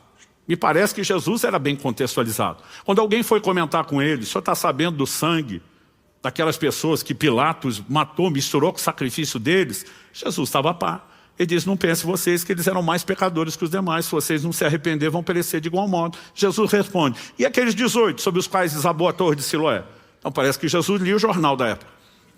Ele estava contextualizado. Eu não estou falando de você isolar, mas existe hoje uma pressão, gente, que nós temos que controlar tudo e falar de tudo.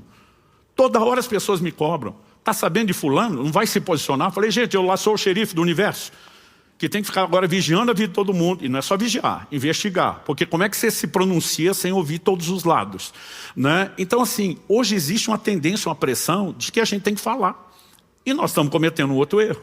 Atos capítulo 17, e a Bíblia não inseriu essa informação na Escritura à toa, ela fala o seguinte sobre o povo de Atenas. Gente de alto nível cultural, ok? Acontece que todos os de Atenas e os estrangeiros residentes não se ocupavam com outra coisa, senão dizer ou ouvir as últimas novidades. Dizer e ouvir. Porque um está falando, o outro está ouvindo. Se não tiver essa mescla, a fofoca não se espalha, a maledicência não se cria. E às vezes nós ficamos justificando, não é atualização. Até que ponto a gente precisa de tanta informação? E por que tanta ênfase só naquilo que é ruim? Com tanta coisa boa para falar? As pessoas às vezes me falam, pastor, viajando por aí, o senhor deve ter visto muita coisa ruim. Eu falo, vi, mas vejo muito mais coisa boa do que ruim. Por que a gente não foca em falar delas? Por que a gente não passa para frente boas notícias? Né? Por que a gente não coloca a nossa língua a serviço do reino de Deus? Então, nós precisamos de entendimento. Enquanto a gente fica justificando que isso é atualização, informação, é quase como se fosse consumir notícia, nós estamos equivocados. Porque outro dia um me falou, não, pastor, atualização. Isso aqui é tipo assim, fofoca evangélica. Falei, tem adultério evangélico? Ele falou, não. Falei, tem homicídio evangélico? Não. Eu falei, mas agora você pega um outro pecado e justifica que esse pode ser a nossa versão? Então deixa eu te dizer algo, querido. Quando você consome esse tipo de conteúdo na internet, você é cúmplice. O pior, dá engajamento. Até quem entra para tentar ser crente, vou falar contra. Né? Meu amigo, deixa eu te dizer algo. Não é inteligente seu comentário em engajamento, melhora o algoritmo e vai promover mais ainda aquilo que você está atacando. O conselho bíblico é, se afasta, não associe, não dê ouvido, vamos apagar esse fogo. É bem mais simples, quem está entendendo? Além disso, não retribua a difamação recebida. Porque eu conheço gente que normalmente não fala mal, até falarem dele. Aí a pessoa diz assim, não, mas agora fulano começou, tem que me defender. A pergunta é, será? Jesus disse, eu citei antes Lucas 6:28, bendizei aos que vos maldizem, orai pelos que vos caluniam. Tudo que você precisa é aprender a falar bem e orar. Eu lembro de um episódio específico. Estava num evento e eu falei publicamente, falei bem de uma pessoa. E o que eu falei é verdade. A pessoa era louvável naquilo que eu falei. Mas alguns pastores me procuraram depois e falaram, olha, nós estamos bolados. Ou você é crente de um jeito que nós não entendemos, ou você é um falso. Falei, por quê? Ele falou, a gente sabe que você sabe que fulano tem falado mal de você. Eu falei, que tem a ver uma coisa com a outra. Falei, o que fulano faz revela quem ele é. O que eu faço revela quem eu sou. A gente tem que escolher. O que eu falei sobre essa área específica é mentira? Vocês conhecem ele? Não, é verdade. Falei, então ele tem que ser louvado por isso. A outra parte, eu prefiro ficar quieto, já que não dá para falar bem daquilo. E eu vou continuar orando por ele. Gente, não é uma opção. É uma ordem bíblica, é cristianismo. Quem está entendendo? Então vamos além disso. Nós temos que seguir o exemplo de Jesus. Não só o que ele falou, mas principalmente, né, o que ele fez. Porque ele não foi incoerente quanto ao que ele nos ensinou. Ele praticou tudo o que ele nos pediu. 1 de Pedro, capítulo 2, de 21 a 23. Eu sempre conheci e entendi esse texto. Mas eu confesso que eu nunca tive uma clareza de entendimento dele tão forte como do ano passado para cá. Ano passado, talvez pela primeira vez, em mais de 30 anos de ministério, a gente sofreu uma série de ataques, difamações na internet. E, às vezes, você descobre que está pregado na cruz com velcro. Que é fácil você tentar sair. Né? Eu estava com a vontade de me defender, de me explicar, de dar o posicionamento público que todo mundo pede. Enquanto orava sobre o assunto, o Espírito Santo me guiou esse texto. 1 de Pedro 2, 21 a 23. Porque para isso mesmo vocês foram chamados. Pois também Cristo sofreu no lugar de vocês, deixando exemplo para que vocês sigam os seus passos. Você pode repetir isso comigo? Diga, deixando exemplo para que vocês sigam os seus passos. Gente, que exemplo? Está falando do sofrimento de Jesus. Quer dizer que eu e você vamos ter que morrer na cruz como ele para salvar a humanidade? Não, não é esse sofrimento. Que sofrimento está em questão? Vamos continuar. Ele não cometeu pecado, ênfase em pecado, nem foi encontrado engano em sua boca. Está falando de pecar com a fala. Pois ele, quando insultado, não revidava com insultos. Quando maltratado, não fazia ameaças, mas se entregava àquele que julga retamente. E naquele momento o Senhor me disse, você vai fazer o que sua carne quer, que as pessoas estão te cobrando, ou o que eu espero de você? Eu falei, eu achei que era para ser mais fácil fazer o que o Senhor espera de mim, né? Mas bora orar pelas pessoas, bora falar bem delas, bora interceder, não devolver insulto com insulto. Nós estamos falando de uma doutrina bíblica, e nós vamos ter que crescer nisso. Pastor, mas não dói ficar quieto sem se defender? Mais do que eu imaginava. Mas nós queremos um sorriso no rosto de quem? Só no nosso, aleluia, me defendi, ou no dele? Hashtag fica a dica. Para a gente terminar, vamos falar um pouco da questão da fofoca, do mexerico. Levítico 19, 16. Eu quero ler o verso 16, 17 e 18, porque eles se relacionam. Mas vou começar com 16. Não ande como mexeriqueiro no meio do seu povo, nem atente contra a vida do seu próximo, eu sou o Senhor. Olha a ordem que Deus dá. Não é para andar como mexeriqueiro, fofoqueiro ou atualizador de eventos, notícias e episódios que estão ocorrendo. Não atente contra a vida do seu próximo. Deus está dizendo isso é fazer o mal. Na sequência ele diz, não guarde ódio no coração contra o seu próximo, rancor, mas repreenda-o e não incorra em pecado por causa dele. Então primeiro, se meu irmão fez algo contra mim, o erro dele não me dá nenhuma justificativa para eu cometer o tipo de erro ou pecado. E eu agora encho o coração de rancor, de mágoa, de amargura e não perdoo, eu também vou pecar. Talvez não com o mesmo pecado que ele. Mas quando a Bíblia diz, repreenda-o para não incorrer em pecado, Deus está dizendo, quando eu vejo pecar, falando mal de outro ou fofocando, empresto a ele meu ouvido e não confronto ele. Eu sou cúmplice. É pecado de cumplicidade. Ou seja, nós não apenas não devemos estar ouvidos, como deveríamos estar repreendendo. Como é que nós lidamos com isso? Na sequência ele ainda vai dizer assim, não procure vingança, nem guarde ira contra os filhos do seu povo, mas ame o seu próximo, como você ama a si mesmo, eu sou o Senhor.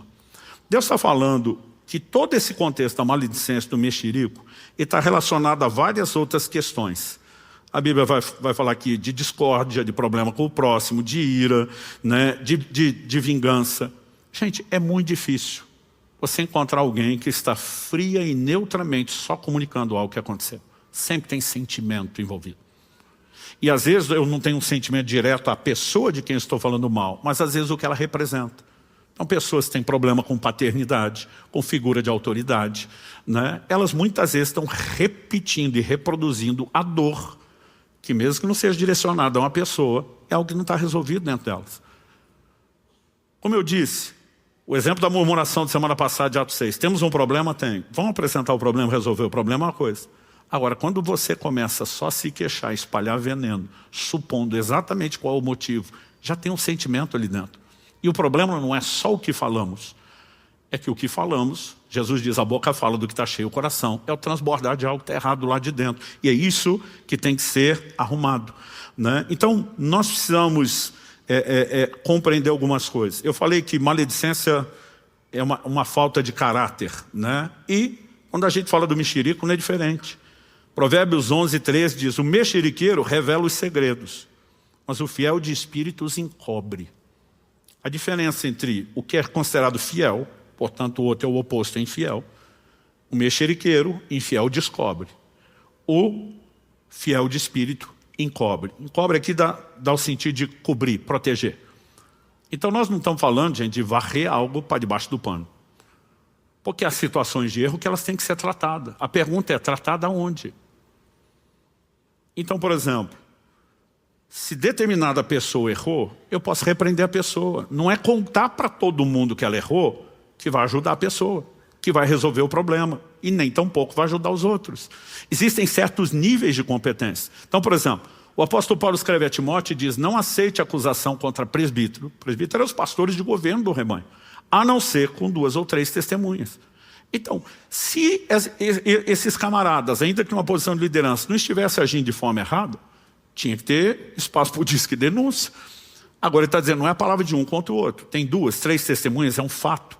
Podemos investigar, averiguar, a denúncia tem que ser acolhida. Então, encobrir não é esconder o que acontece de errado, mas é tratar nos canais competentes. Então, assim, eu posso tratar direto com a pessoa, eu posso envolver o líder da pessoa para tratar com ela. E eu escolho sair falando para todo mundo. Tem gente se dizendo profeta para justificar seu lado mexeriqueiro. Os profetas iam confrontar as pessoas. Então você vai ver lá o João Batista que perde sua cabeça, porque ele vai lá no Herodes dizer, não é lícito o que você está fazendo. Ele não saiu falar para o resto do povo, gente, o que ele faz não é lícito. E as pessoas estão confundindo as coisas. Agora, mesmo quando nós falamos da queda de pessoas que têm que ser tratadas nos lugares certos, nem tudo isso tem que ser público. Saul está perseguindo Davi, tentando matar Davi, se opondo a tudo que Deus tem na vida de Davi. O povo diz, se vingue, se defenda, isso é legítima defesa. Ele diz, não toque no ungido de Deus. E o dia que Saul morre, alguns lugares de Davi estariam fazendo festa, pelo menos por dentro. Deus pesou a mão, é o gospel vingativo, aquele evangelho de agora chegou a hora. Davi chora, Davi compõe uma canção de lamentação que envolve não só seu amigo Jonatas, mas Saul, seu pai, como caíram os valentes. Ele prefere olhar em tudo que de bom aquele líder tinha feito pela nação, como tinha livrado ele dos filisteus, dos seus inimigos, e no meio da sua lamentação ele diz, não proclamem isso nas ruas de Gate. Notícia ruim, não é para ser falada para todo mundo. A gente chora, a gente lamenta, a gente conserta, tem que consertar, mas não precisa botar a boca no mundo. Dá para entender a diferença? Então, certas coisas elas são cobertas no sentido de exposição desnecessária. Não que não devam ser tratadas, mas vão para os fóruns competentes. E se nós não vigiarmos em relação a isso, nós vamos ter problema. Agora, assim como falamos do maldizente, do maledicente, a Bíblia ensina a evitar a companhia e conversa dos mexeriqueiros. Provérbios 20, 19. O mexeriqueiro revela os segredos, portanto não se meta com quem fala demais. Aliás, algo que eu aprendi, quem fala de outro para você, vai falar de você para outro. Então assim, não ache você que ele está falando de outra pessoa só porque a pessoa merece. Ele vai falar de você para outra pessoa. Então, se poupe de ser cúmplice e se poupe de problemas desnecessários. Pastor, o que fazer com tudo isso que nós temos ouvido? Na semana passada já falamos que a gente tem que encher o bom depósito e não o mau depósito. Então, em vez de ficar alimentando o coração com tudo quanto é tipo de post, de fofoque que fala da vida dos outros, a gente tinha que encher o coração com o quê? Com a palavra de Deus. Se a boca fala do que está cheio o coração, e eu só me atualizo, o que é que eu vou falar? Né? Agora, se eu encho o meu coração com o bom depósito, a chance de ter todo um linguajar diferente, orientado pelos padrões divinos, que vão produzir renovação da mente, mudança de comportamento, é gigante. Mas algo que eu aprendi depois da minha lição de Elisipela é que a gente tem que orar. Jesus nos ensinou a orar, não nos deixe cair em tentação, livra-nos do mal. E diz, vigiai e orai para que não caiam em tentação. Então comecei a orar muito mais por essa questão da boca. E como eu falei semana passada, uma oração que eu fiz muito foi o Salmo 141:3. Põe guarda a minha boca, Senhor. Vigia a porta dos meus lábios. Mas eu destaquei alguns elementos práticos de como lidar com o maldizente. Né? Mas a primeira coisa é você entender que maledicência, em toda sorte, seja honesta, falsa, aquela que atualiza a informação, toda sorte de maledicência tem que ser abandonada. Então parar de falar mal é parte do crescimento espiritual. E você pode avaliar o quanto uma pessoa cresceu pelo que ela fala. Controle sua língua. Provérbios 17, 27 diz, quem controla suas palavras possui conhecimento e o sereno de espírito é inteligente. Né? Já vimos instruções de se afastar dos maledicentes, ainda que virtuais, se necessário ou se possível repreendê-los, mas eu quero tocar de novo no assunto de Isaías. Quando a gente reconhece o erro, e Deus não expõe o erro para gerar um senso de culpa ou condenação, nós precisamos de arrependimento. O arrependimento nos leva a um toque divino, não só de perdão, mas de santificação.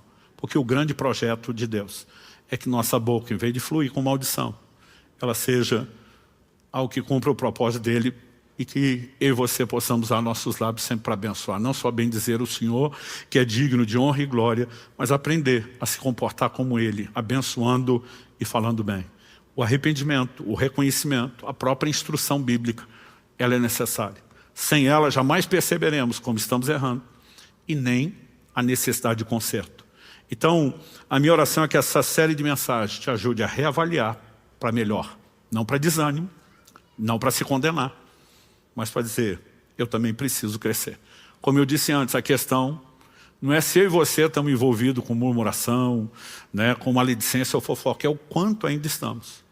Mas todo esse resíduo tem que ser tirado, tem que ser eliminado. E nós vamos, com a graça de Deus, né, exercer controle, refrear a língua, e vamos vencer nessa área, que vai nos ajudar a ter vitória em muitas outras. Você recebe essa palavra? Vamos ficar em pé, vamos orar. Pai, pedimos mais uma vez graça e favor do alto.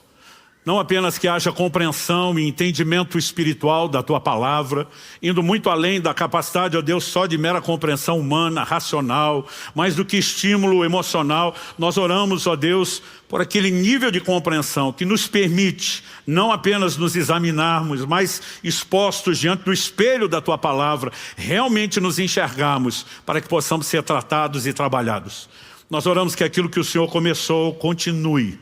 Não apenas o Teu toque, o Teu trato, o Teu despertamento, chamar a atenção para o assunto, mas o Teu trabalhar nas nossas vidas. Nós queremos Te honrar em todas as áreas.